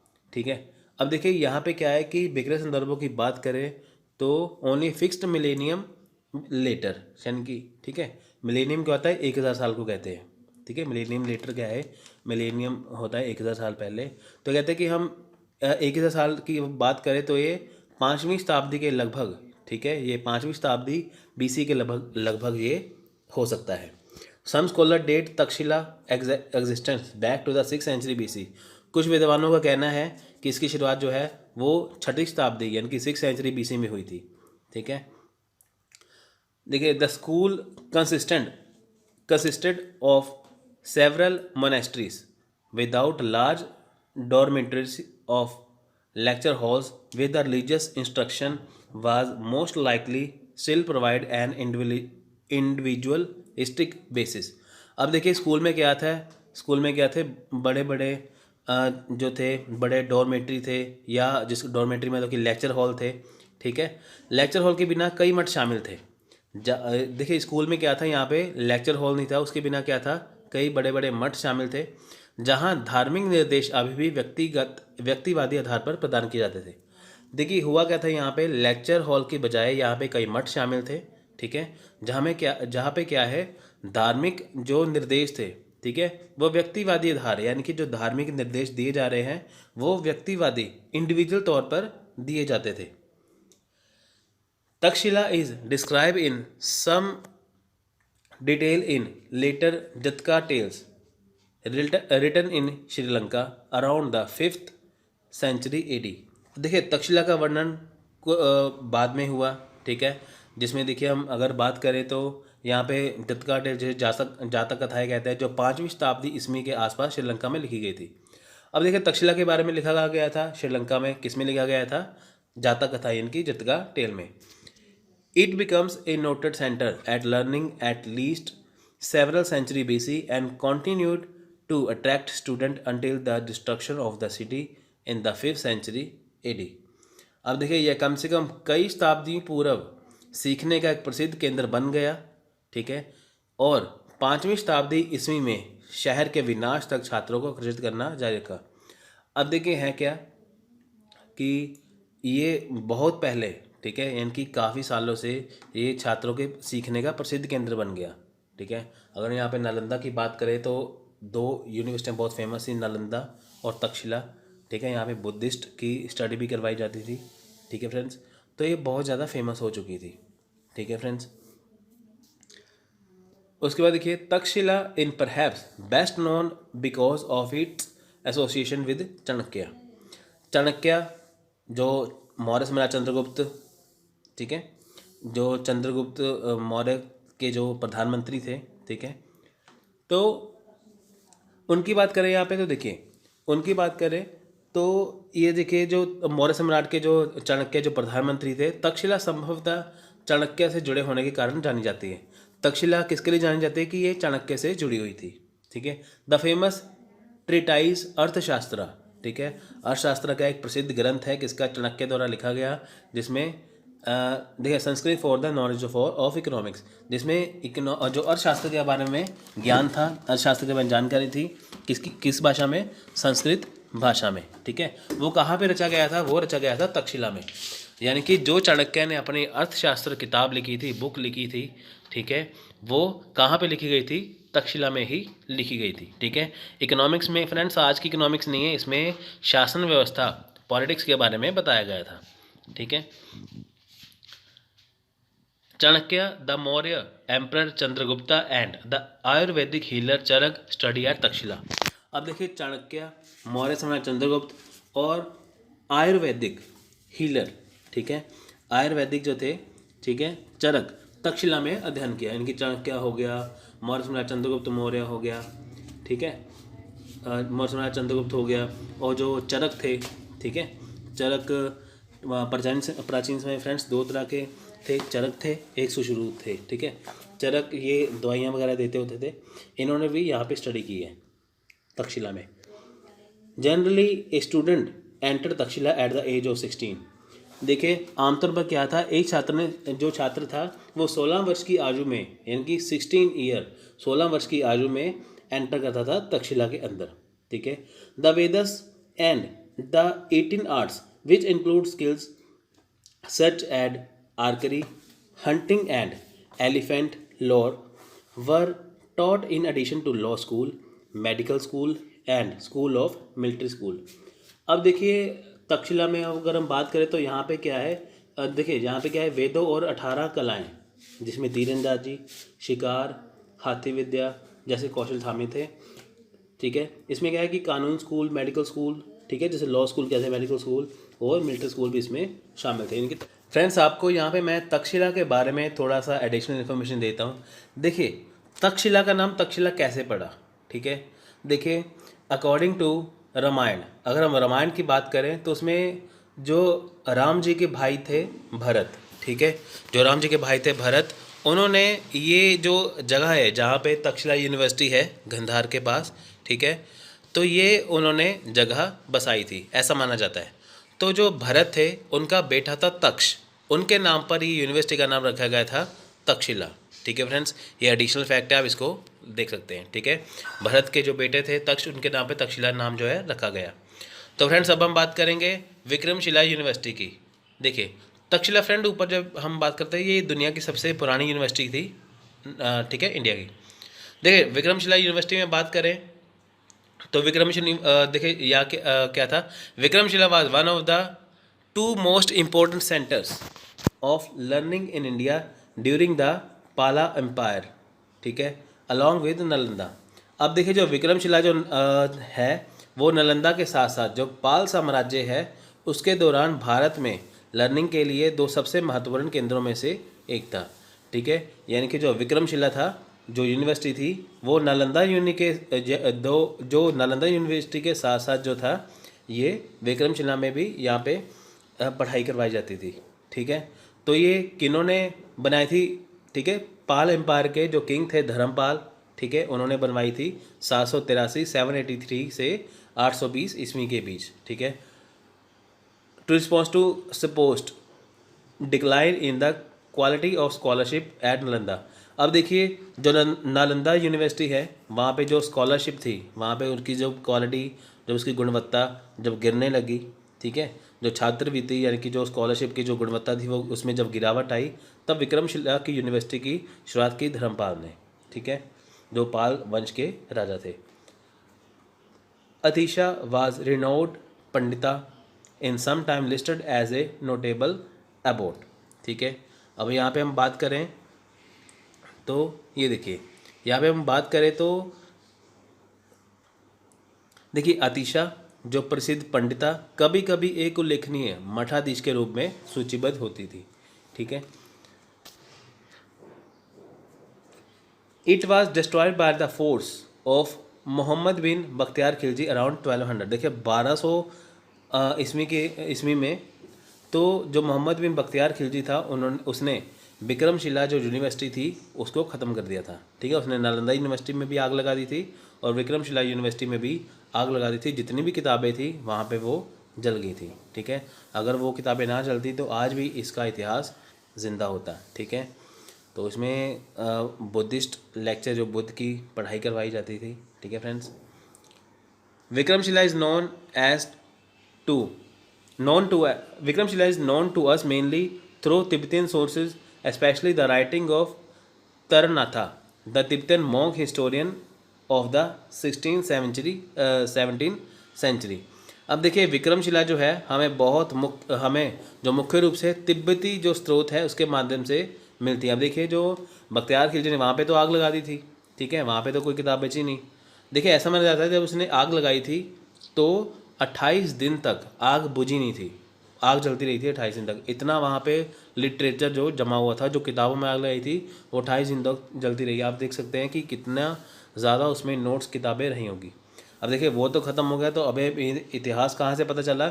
इसका इतिहास हमें पता चला तिब्बती स्रोतों से। ठीक है, विशेषकर जो देखिए जो 16वीं शताब्दी में जो तिब्बती भिक्षु थे, इतिहासकार थे तरनाथ, उनके लेखक से पता चलता है। ठीक है, Vikramshila was one of the largest Buddhist university with the more than 100 teacher and the about 1000 student। ठीक है, अब यहाँ पे फ्रेंड्स 1000 नहीं है, यहाँ पे 10,000 आएगा। अब यहाँ पे करेक्शन कर लेना, क्योंकि विक्रमशिला में क्या है कि तकरीबन 10,000 यहाँ पे स्टूडेंट थे। ठीक है, यहाँ पे 1000 नहीं है, यहाँ पे 10,000 आएगा। ठीक है, यहाँ पे क्या है कि 100 से ज़्यादा टीचर थे और 1000 से या 10,000 से ज़्यादा जो है थे। मेरे ख्याल में यहाँ पे 1000 नहीं है, 10,000 थे। ठीक है, 10,000 से ज़्यादा जो स्टूडेंट थे। It produce eminent scholar who were after invited by foreign countries to spread Buddhist learning culture and religion. Vikramashila was one of the largest Buddhist university with the more than 100 teachers and about 1000 student. देखिए यहाँ पे ये सबसे बड़ी university थी, Buddhist university में सबसे बड़ी यूनिवर्सिटी थी विक्रमशिला। ठीक है, तो उसमें देखिए कि 100 से ज़्यादा टीचर थे, लगभग 100 टीचर थे और 1000 से ज़्यादा जो स्टूडेंट थे। It produce eminent scholar who were often invited by foreign countries to spread Buddhist learning culture and religion. ठीक है, अब देखिए इसमें क्या है कि जो प्रख्यात विद्वान थे, जो उनकी जो महान विद्वान थे, इसमें वो महान विद्वान बने जिन्होंने अक्सर विदेशी देशों द्वारा बौद्ध शिक्षा, संस्कृति और धर्म के प्रसार के लिए आमंत्रित किया जाता था। इनमें क्या है, यहाँ पे बहुत ज़्यादा प्रख्यात विद्वान जो होते थे। ठीक है, इनमें जो विद्वान थे जो बहुत ज़्यादा मशहूर थे, वो विद्वान थे यहाँ से निकले हैं। ठीक है, जिन्होंने देखिए कि जो देशों विदेशों में बौद्धिक जो शिक्षा है, जो बौद्ध शिक्षा है, ठीक है, बुद्धिस्ट जो लर्निंग है उसको पहुँचाया। The most distinguished and eminent among all was Atisha Dipankar, A founder of the Sharma tradition of the Tibetan Buddhism.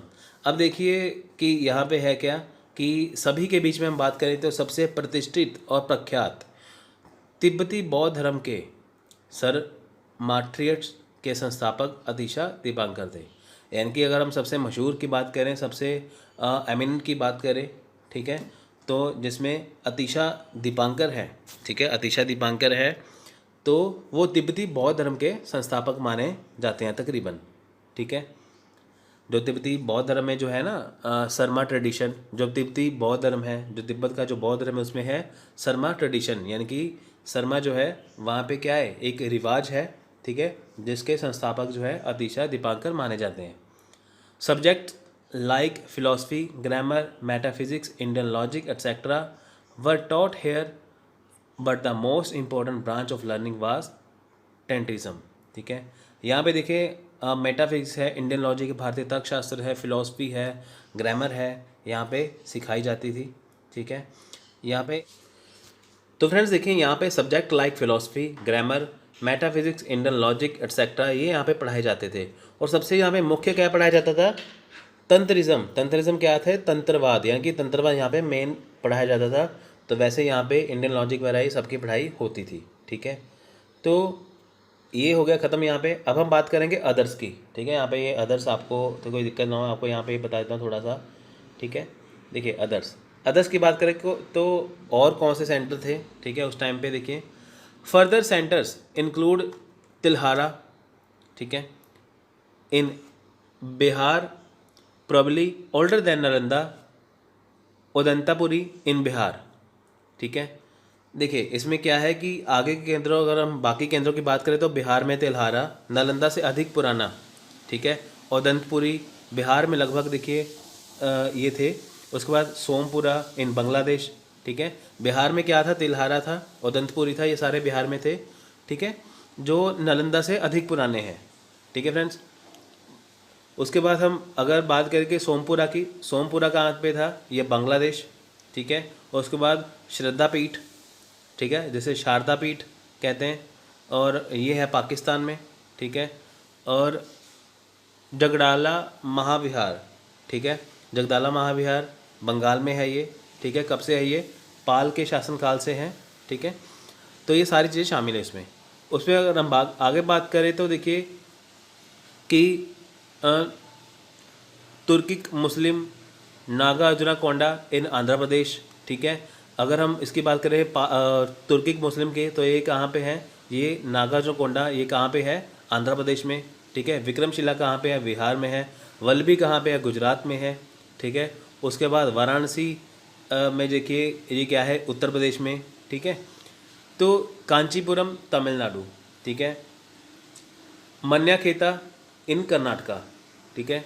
Mahavira अभयागिरी विहार और जीता जीता वनरामैया इन श्रीलंका। तो फ्रेंड्स ये सारी यूनिवर्सिटी हैं हमारे, आपको बताइए कि कौन कौन। तो चलिए फ्रेंड्स अब हम बात करते हैं evolution of higher learning and research in India, ठीक है। इससे पहले हमने बात की थी अभी एशियंट जो थे हायर लर्निंग की। अब हम बात करेंगे pre independence and post independence की, ठीक है। इसमें हमने पहले बात की थी ना पहले जिसमें एशियंट वाले भी थे, ठीक है।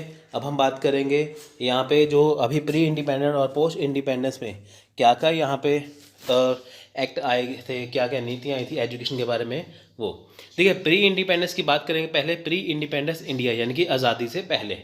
The major developments in the Indian education system over the past centuries at discussed below. देखिए यहाँ पे क्या क्या हुआ था एजुकेशन के रिलेटेड, आपको यहाँ पे बता दीजिएगा। देखिए पहले आया था चार्टर एक्ट 1813 में, ठीक है। देखिए ऑब्जेक्टिव क्या था चार्टर एक्ट लाने का, तो स्प्रेड साइंटिफिक नॉलेज। यहाँ पे क्या है, साइंटिफिक नॉलेज, यानी कि ऑब्जेक्टिव क्या था, उद्देश्य क्या था, साइंटिफिक नॉलेज यानी कि वैज्ञानिक ज्ञान को लाना, ठीक है। साइंटिफिक था ना फ्रेंड्स। देखिए यहाँ पे अगर हम बात करते रहे यहाँ पे वेदों की ग्रंथों की बस वही पढ़ते रहे तो दुनिया में बाकी चीज़ें खोजें हो रही हैं, जो कुछ हो रहा है उसके बारे में हमें पता नहीं चलेगा। तो ये था कि इस नॉलेज को फैलाना, ठीक है। 1817 में देखिए establishment of Hindu college in Calcutta, ठीक है। 1817 में क्या था, एक हिंदू कॉलेज जो कलकत्ता में बनाया गया था, known as Presidency University since 2010। अब देखिए जो प्रेसिडेंसी यूनिवर्सिटी बनी हुई है, ठीक है, जैसे प्रेसिडेंसी यूनिवर्सिटी के नाम से जाना जाता है 2010 से, ठीक है। नेक्स्ट है एल्फिंस्टन रिपोर्ट। एल्फिंस्टन रिपोर्ट कब आई थी, 1823 में। इसमें क्या रेकमेंड किया गया था, the appointment of district examination officer यानी कि DEO, स्कूल सुपरवाइज़र। देखिए फ्रेंड्स अभी भी स्कूलों में जो DEO होता है ना, जब स्कूल से पेपर होते हैं कहते हैं फ्लाइंग पड़ जाएगी, चेकिंग हो जाएगी, तो DEO जो डिस्ट्रिक्ट एग्जामिनेशन ऑफिसर है, ठीक है, उसकी जो स्थापना, उसके जो अपॉइंटमेंट के लिए रेकमेंडेशन यहाँ पे की गई थी, ठीक है। और स्कूल सुपरवाइज़र के लिए सजेस्ट ट्रेनिंग फॉर टीचर। अब देखिए जो टीचर्स हैं उनको ट्रेनिंग देने के लिए क्या था, यहाँ पे सजेशन दिया गया था, ठीक है। एल्फिंस्टन रिपोर्ट पे ये बहुत ज़्यादा इंपॉर्टेंट है, आपको ये पूछ लेंगे, बताइए कि टीचर को ट्रेनिंग के लिए सजेस्ट किया गया था या DEO यानी कि डिस्ट्रिक्ट एग्जामिनेशन जो ऑफिसर स्कूल सुपरवाइज़र जो रिपोर्ट की रिकमेंडेशन थी वो किस में की गई थी, एल्फिंस्टन रिपोर्ट में। नेक्स्ट है Macaulay minute 1835 upon Indian education. देखिए फ्रेंड्स मैकेले मिनट कोई रिपोर्ट नहीं थी, मैकेले मिनट कुछ मिनटों का भाषण था, ठीक है, जो लॉर्ड मैकेले द्वारा दिया गया था। कुछ मिनट का भाषण था जिसे मैकेले मिनट कहा गया था। इन्होंने इंडियन एजुकेशन के बारे में बात की थी, ये 1835 में हुआ था। Introduce English in Indian education system. इन्होंने ये कहा था कि जो इंग्लिश है वो इंट्रोड्यूस की जाए इंडियन एजुकेशन के अंदर, ठीक है। Remove as biases for education. अब देखिए यहाँ पे क्या था कि जो एज रिलेटेड बायस थे, यानी कि होता है ना कि ये साल के बच्चे पढ़ सकते हैं, वो साल के नहीं पढ़ सकते, तो यहाँ पे एज रिलेटेड जो बायस था वो ख़त्म कर दिया गया था। यहाँ पे कहा गया था कि किसी भी उम्र का व्यक्ति है जो पर्सन है वो पढ़ सकता है। वो डिस्पैच 1854 में, 1854 में नीति आई थी, ठीक है। It is also known as the Magna Carta of English education in India. देखिए मैग्ना कार्टा सबसे पहली बात क्या है, देखिए मैग्ना कार्टा सबसे पहले आया था 1215 में। मैग्ना कार्टा होता क्या है कि जो मैग्ना कार्टा एक ऐसी नीति है कि जो राजा की जो पावर्स है, जो राजा की जो शक्तियां हैं, उसे निरंकुश होने से बचाती है। निरंकुश मैंने कि राजा अपनी जो शक्तियां हैं, जो पावर्स है, उसका इस्तेमाल नहीं कर सकता, उसकी पावर्स पे कुछ रोक लगाई जाती हैं, उसे बोलते हैं मैग्ना कार्टा। अब देखिए इसे मैग्ना कार्टा, अब देखिए यहाँ पे पहले हमने बात की थी ना कि इंग्लिश एजुकेशन को इंडियन सिस्टम में लेके आया जाए। अब देखें यहाँ पे जो पर्सन थे इंडिया में, जो इंडिया की जो जनसंख्या आबादी थी, उनको इंग्लिश के बारे में इतना पता नहीं था, ठीक है। कुछ विद्वान थे, जो स्कॉलर थे, जो इसके बारे में जानते थे, बाकी नहीं जानते थे। तो उन्होंने क्या किया कि Magna Carta of English education India लेके आए कि इंग्लिश के साथ साथ जो बाकी जो सब्जेक्ट है इंडिया के, जैसे हिंदी है या कुछ और जो लैंग्वेज है, रीजनल लैंग्वेज है, उसे भी जोड़ा जाए। यानी कि ज़रूरी नहीं है कि इंग्लिश को ही रखा जाए, साथ में बाकी लैंग्वेज को भी साथ साथ में पढ़ाया जाए। ये किसमें कहा गया था? वुड डिस्पैच नीति में, ठीक है फ्रेंड्स। देखिए इसमें और बात है, suggest setting up the 3 university Madras, Bombay and Calcutta 1857 for spreading western philosophical thought. आज मैं एक सिंपल सा सवाल पूछूंगा कि जब ये 3 यूनिवर्सिटी बनाई गई थी, मद्रास, बॉम्बे और कलकत्ता, 1857 ईस्वी में, तब इंडिया के, ठीक है, यानी कि भारत के, तब यहाँ पे गवर्नर जनरल ऑफ इंडिया कौन थे? ठीक है फ्रेंड्स, आपको मेरे को इसका आंसर कमेंट बॉक्स में लिख के बताना है। आपको एग्जाम में क्वेश्चन ये पूछ सकते हैं, ठीक है। वो डिस्पैच नीति आ रही है 1854 में, तो 1857 में यहाँ पे आ रही है, ठीक है। आपको मैं 2 ऑप्शन बता दूंगा यहाँ पे। देखिए पहला है लॉर्ड डलहौजी, दूसरा है लॉर्ड कैनिंग। मेरे को आपको बताना है कि दोनों में से कौन सा सही है। आपका मैंने देखिए इतना सा जो मुश्किल से जो सवाल था वो मैंने आसान कर दिया है। 2 ऑप्शन बता दिए हैं, लॉर्ड डलहौजी और लॉर्ड कैनिंग। इसमें से मेरे को आप एक सही करके बता देना, ठीक है। चलिए नेक्स्ट है हंटर कमीशन। यह था 1882 और 1883 में। फ्रेंड्स एक बार आपको और बता दूं कि आप जो ये देखते हैं ना, जो साल देख रहे हैं, इसमें आपको जानना ज़रूरी है कि इंडिया का वायसराय कौन था, गवर्नर जनरल ऑफ कौन था, ठीक है। 1857 की लड़ाई के बाद 1858 से वायसराय ऑफ इंडिया शुरू हो गया था। यानी कि अब हम बात करेंगे 1882 1883 की। यहाँ पे कौन है? यहाँ पे अब इंडिया में वायसराय की शुरुआत है, यहाँ पे अब इंडिया का वायसराय होगा। तो आपको एग्जाम में क्वेश्चन पूछ सकते हैं कि बताइए कि यहाँ पे उस टाइम वायसराय कौन थे, ठीक है, गवर्नर जनरल ऑफ इंडिया कौन थे। अगर 1857 तक की बात की जाए तो यहाँ पे गवर्नर जनरल ऑफ इंडिया था।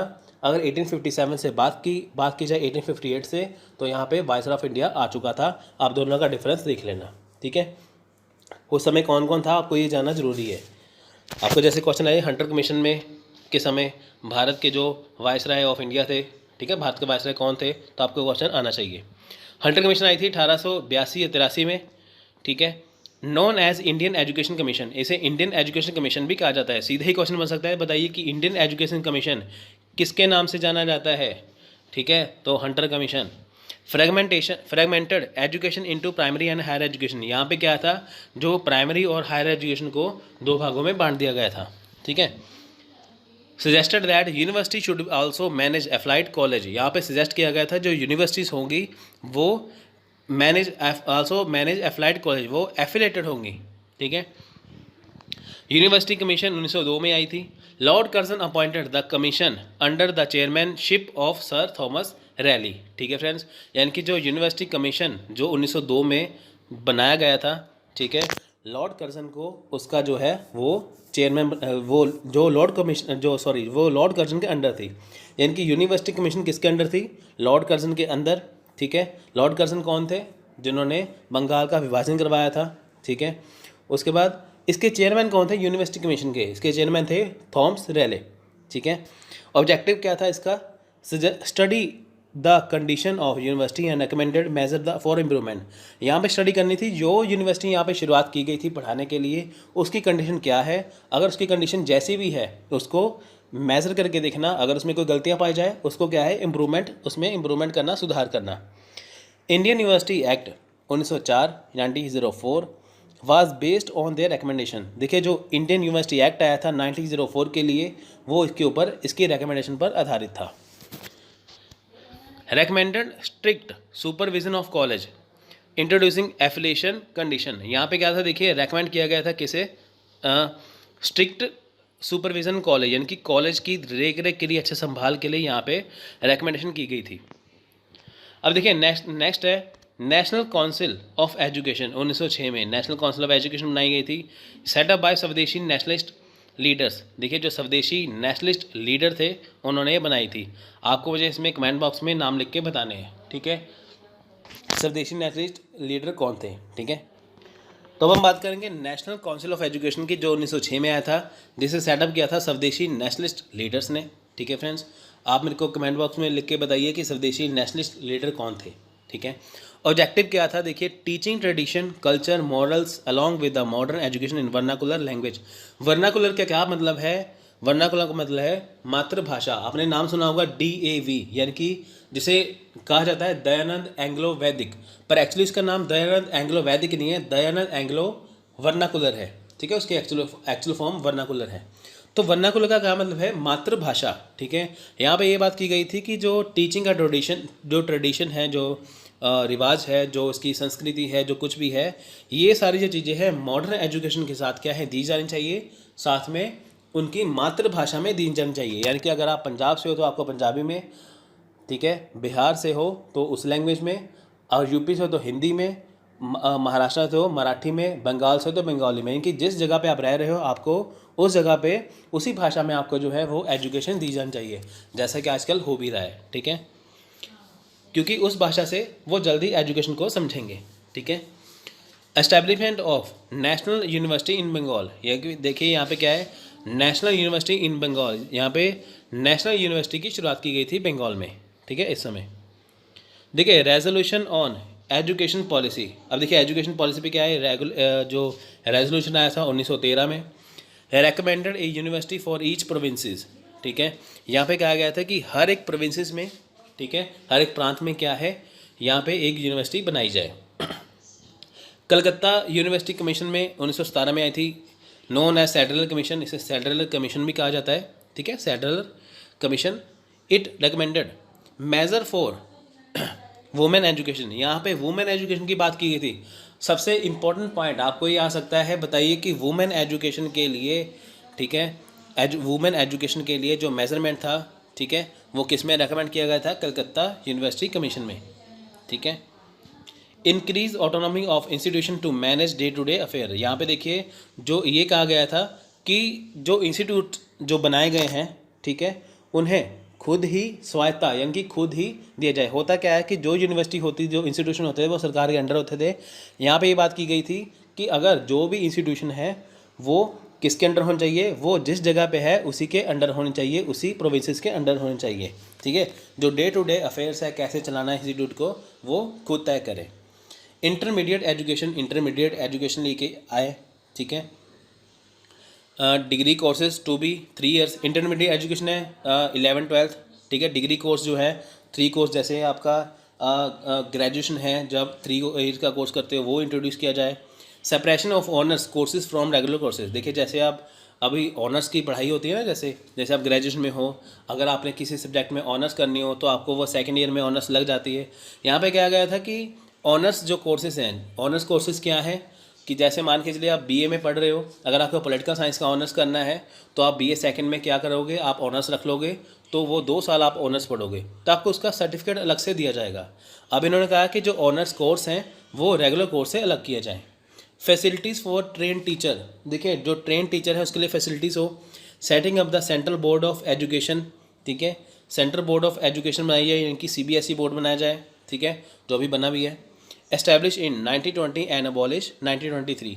देखिए एक सेंट्रल एडवाइजरी बोर्ड बना था, ठीक है, यहाँ पे कहा गया था कि सेंट्रल एडवाइजरी बोर्ड बनाया जाए, ठीक है। बन गया था 1920 में, पर अबॉलिश हो गया 1923 में, 3 साल तक बाद वो अबॉलिश हो गया। नेक्स्ट आई थी हार्टोग कमेटी, ये आई थी 1929 में, 1929 में। ऑब्जेक्टिव क्या था इसका, improving the standard of university education, यानी कि जो यूनिवर्सिटी एजुकेशन है उसके स्टैंडर्ड में सुधार करना। Suggested establishment of central advisory board of education again.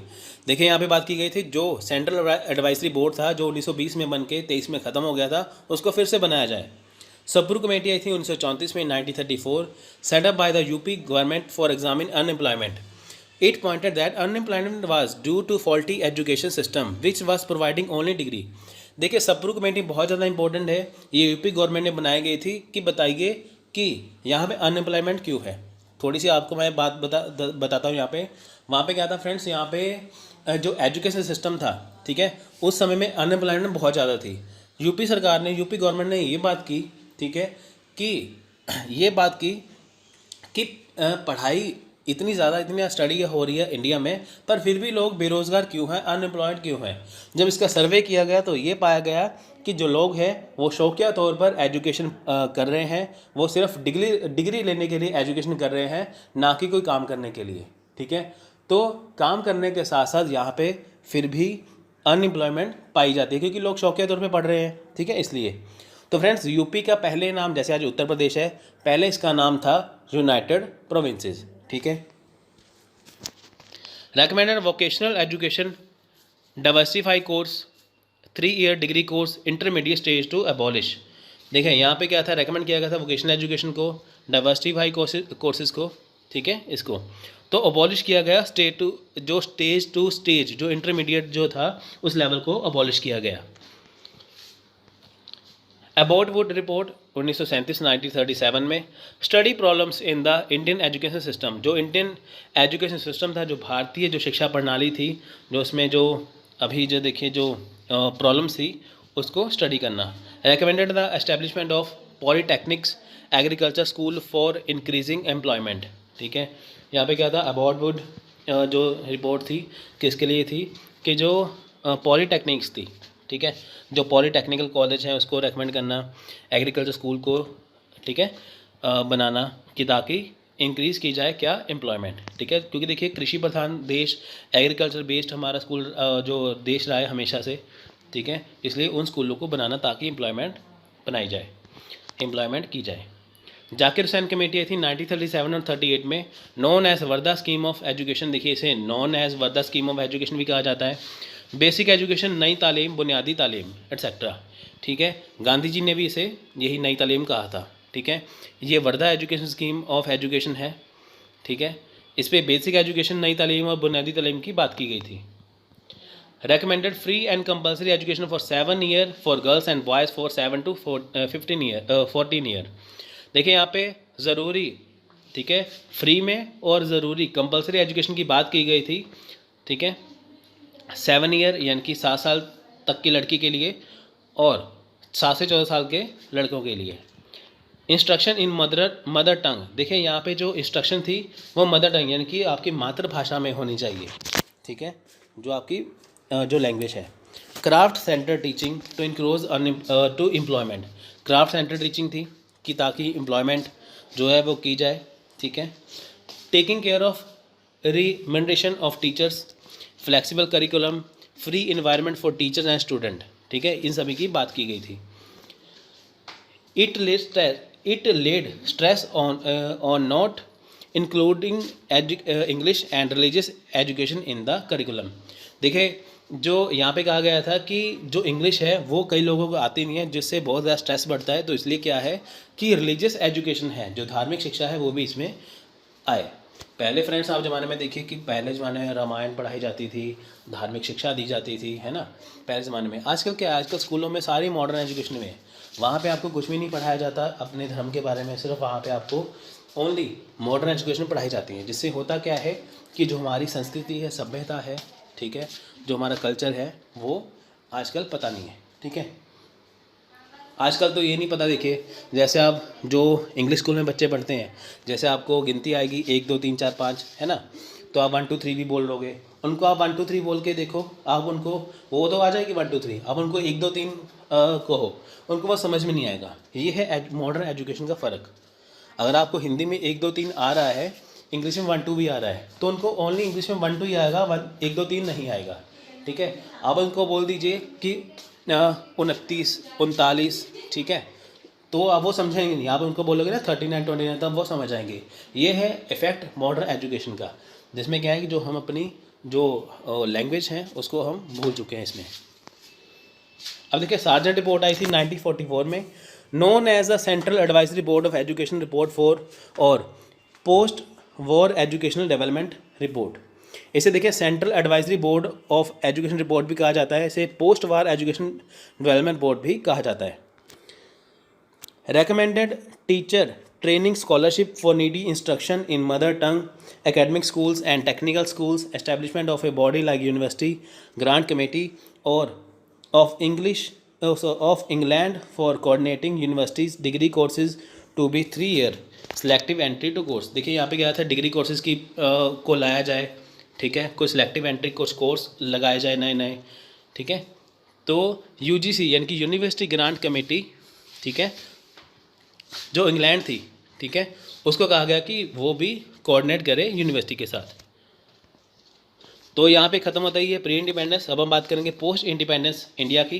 देखिए डॉक्टर राधाकृष्णन कमेटी थी, ये आई थी 1948 और 1949 में, known as the University Education Commission, recommended the use of selection procedure ceiling limit on number working hour of faculty for college and university। यहाँ पे बात की गई थी सिलेक्शन प्रोसीजर की, ठीक है, यहाँ पे बात की गई थी वर्किंग आवर, यानी कि जो स्कूल में जो कॉलेज में जो टीचर पढ़ा रहे हैं उनका काम, या यूनिवर्सिटी कॉलेज में पढ़ा रहे हैं वो कितने घंटे पढ़ाएं, ठीक है। Incorporated religious education degree programmes. अब देखिए यहाँ पे क्या है कि यहाँ पे क्या है कि देखिए यहाँ पे रिलीजियस एजुकेशन की भी बात की गई थी, यानी कि अगर डिग्री प्रोग्राम यानी कि जो 3 लेवल थे वहाँ पे अगर डिग्री का प्रोग्राम, यानी कि अगर आप ये बात करें कि किसी कॉलेज में आप पढ़ रहे हो, वहाँ पे 3 ईयर का कोर्स है, ठीक है, डिग्री मिलेगी आपको बाद में, तो वहाँ पे रिलीजियस एजुकेशन को भी लाया जाए। Medium of instruction to be regional language, यानी कि जो आपको इंस्ट्रक्शन दी जाए वो आपको आपकी रीजनल लैंग्वेज में दी जाए। अभी देखिए आपको जैसे यूजीसी नेट का आपने एडमिट कार्ड डाउनलोड किया होगा, तो वहाँ पे क्या है कि आपको इंस्ट्रक्शन हिंदी में भी दी जा रही हैं, आपको इंग्लिश में भी दी जा रही हैं, ठीक है। Encourage women education, women education को इनकरेज करना, ठीक है। Establishment of university grants committee commission, देखिए जो यूजीसी कमीशन है जिसका आज आप एग्ज़ाम दे रहे हो वो 1956 में 1956 में बना था, ठीक है। Suggest organisational setup of university, ठीक है, यहाँ पे कहा था कि जो ऑर्गेनाइजेशनल जो यूनिवर्सिटी हैं जो इसके अंडर वो लगाई जाए। डॉक्टर मुदलियार कमीशन, ठीक है, ये 1952-53 में आया था, known as Secondary Education Commission, इसे सेकेंडरी एजुकेशन कमीशन कहा जाता है। Recommended the establishment of multipurpose school, यहाँ पे कहा गया था इस कमीशन में कि मल्टीपर्पज़ स्कूल बनाए जाएँ, 3 year secondary and 4 year higher education system लेके आया जाए, ठीक है। श्री KL श्रीमली कमेटी 1954 में आई थी, known as committee on higher education for rural areas rural institution, ठीक है। उसके बाद श्रीमती दुर्गाबाई देशमुख कमेटी 1958 में आई थी, known as National Committee on Women Education, ठीक है। नेक्स्ट है प्रोफेसर KG सैदिया कमेटी 1960 में आई थी, ये known as University Grant Committee commissions review committee on education, यानी कि यूजीसी के अंडर रिव्यू करना था एक जो एजुकेशन कैसी चल रही है देश में, ठीक है, उसको रिव्यू करना, किसके अंडर ये करना था, यूजीसी के अंडर। डॉक्टर संपूर्णानंद कमेटी, ये आई थी 1961 में, known as committee on emotional integration, recommended reorganization of curriculum, co curricular activity, minority language, educational tours, singing national anthem, school uniform. देखिए स्कूलों में क्या है, यानी कि जो करिकुलम में क्या है, नेशनल एंथम को लगाना, स्कूल की यूनिफॉर्म डिसाइड करना, एजुकेशनल टूर यानी कि जो हमारे एजुकेशनल टूर होते हैं, जैसे दिल्ली का लाल किला हो गया, आगरे का जो ताजमहल हो गया, ठीक है, जो ऐतिहासिक चीज़ें हैं इंडिया की वो उसके बारे में टूर करवाना, ठीक है। जो माइनॉरिटी लैंग्वेज है, ठीक है, वो, और जो सिलेबस है उसमें जो ज़रूरी चीज़ों को ऐड करना, ये किस कमेटी ने कहा था, संपूर्णानंद कमेटी, ठीक है। नेक्स्ट आया था कोठारी कमीशन, यह था 1964 और 66 के बीच में, ठीक है। Education and national development report, ठीक है, यहाँ पे क्या था, एजुकेशन और नेशनल डेवलपमेंट रिपोर्ट जो है वो पेश की गई थी।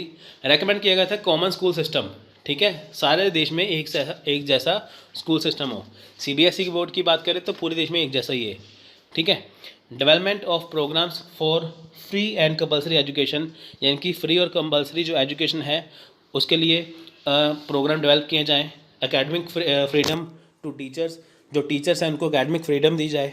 ठीक है। उसके बाद यूज़ ऑफ रीजनल लैंग्वेज, जो आपकी जो रीजनल जो क्षेत्रीय भाषा है उसका इस्तेमाल किया जाए। ठीक है। इम्प्लीमेंटेशन ऑफ 3 लैंग्वेज फार्मूला, जो 3 लैंग्वेज फार्मूला है उसको लेके आया जाए। ठीक है। देखिए, equal access to education, publication of text book. ठीक है, कौन कौन सी जो बुक्स छपेंगी आपका पब्लिकेशन होना चाहिए उसके ऊपर, जैसे एनसीईआरटी की बुक्स हैं। ठीक है। Fixing number of seats on the basis of the available resources, अब देखिए रिसोर्सेज कितने हैं आपके पास, उसके हिसाब से सीटों को फिक्स करना। जैसे होता है ना, किसी कॉलेज में इस पढ़ाई के लिए इतनी सीटें अवेलेबल हैं, आप वहाँ पे जाइए, अगर आपको वहाँ पे सीट नहीं मिलती तो आप दूसरे कॉलेज में जाइए, तो उसको फिक्स करना। ठीक है। देखिए, some other recent initiative and development in the field of education, अभी इसके बाद जो देखिए पोस्ट इंडिपेंडेंस में जो कुछ और इनिशिएटिव थे, डेवलपमेंट प्रोग्राम थे जो लगाए गए थे, वो कौन थे देखिए। मैं थोड़ा सा फ्रेंड्स इसलिए तेज़ बोल रहा हूँ, इसलिए ज़्यादा तेज़ बोल रहा हूँ कि ताकि लेक्चर कम से कम छोटा से छोटा बने, क्योंकि आपके पास इतना टाइम नहीं होगा इसको देखने के लिए, फिर भी आप इसको पूरा देखें। ठीक है, इसलिए अभी क्योंकि एग्ज़ाम भी नज़दीक है इसलिए। National policy of Education on education आई थी 1968 में। ठीक है। Review committee on the working of national Council of Educational Research and Training, also known as doctor Nag Chaudhary committee. ठीक है। रिव्यू करने के लिए काउंसिल ऑफ एजुकेशनल रिसर्च के लिए कमेटी बनाई गई थी, जिसे डॉक्टर नाग चौधरी कमेटी भी कहा जाता है। ठीक है, कि नेशनल पॉलिसी ऑफ एजुकेशन आई थी 1968 में। Study group on the development of pre school child, also known as Shrimati Meena Swaminathan committee, 1970 में आई थी ये। Gajendragadkar committee on the governance of university and college. ठीक है, ये आई थी 1971 में। नेशनल कमेटी ऑन 10+2+3 सिस्टम आया था, एजुकेशन स्ट्रक्चर आया था, जिसे also known as doctor Shukla committee कहा जाता है। क्वेश्चन आ सकता है कि बताइए कि 10+2+3 जो एजुकेशन स्ट्रक्चर है, ठीक है, जो नेशनल कमेटी थी उसे और क्या कहा जाता है, इसे डॉक्टर शुक्ला कमेटी कहा जाता है, जो 1972 में आई थी। UGC panel on teacher education during 5th plan period, ये आया था 1974 में। The curriculum for 10 year school a framework 1975 में। Education which was earlier part of state list was shifted to concurrent list. ठीक है, यानी कि जो एजुकेशन है वो स्टेट लिस्ट, हमारी 3 तरह की लिस्ट होती हैं। एक होती है यूनियन लिस्ट, स्टेट लिस्ट और कॉन्करेंट लिस्ट। यूनियन लिस्ट में वो कानून बनाए जाते हैं, वो लॉ होते हैं जो केंद्र सरकार जो यूनियन के, ठीक है, जो फेडरल स्ट्रक्चर के अकॉर्डिंग हो।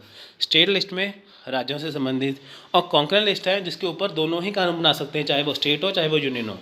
अब एजुकेशन को स्टेट से निकाल के कॉन्करेंट लिस्ट में डाला गया। कब डाला गया? 1976 में। ठीक है। Standing committee of national council for teacher education, standing committee बनाई थी। ठीक है, यानी कि यहाँ पे टीचर एजुकेशन के लिए क्या बनाया था? National council for teacher education. ठीक है, 1975 और 6 में बनाया गया था। ठीक है। Review committee on the curriculum for 10 year school, also known as Shri Ishwarbhai Patel committee, 1977 में। Working group of vocationalization of education, also known as doctor Malcolm S Adiseshiah committee, यह आई थी 1977 से 78 तक।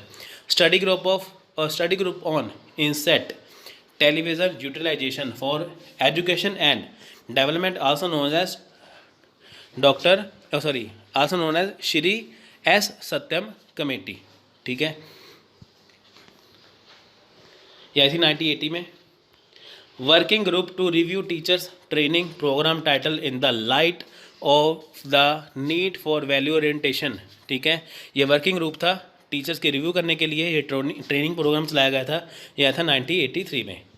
चैलेंज ऑफ एजुकेशन, यह था ए पॉलिसी पर्सपेक्टिव, यह था 1985 में।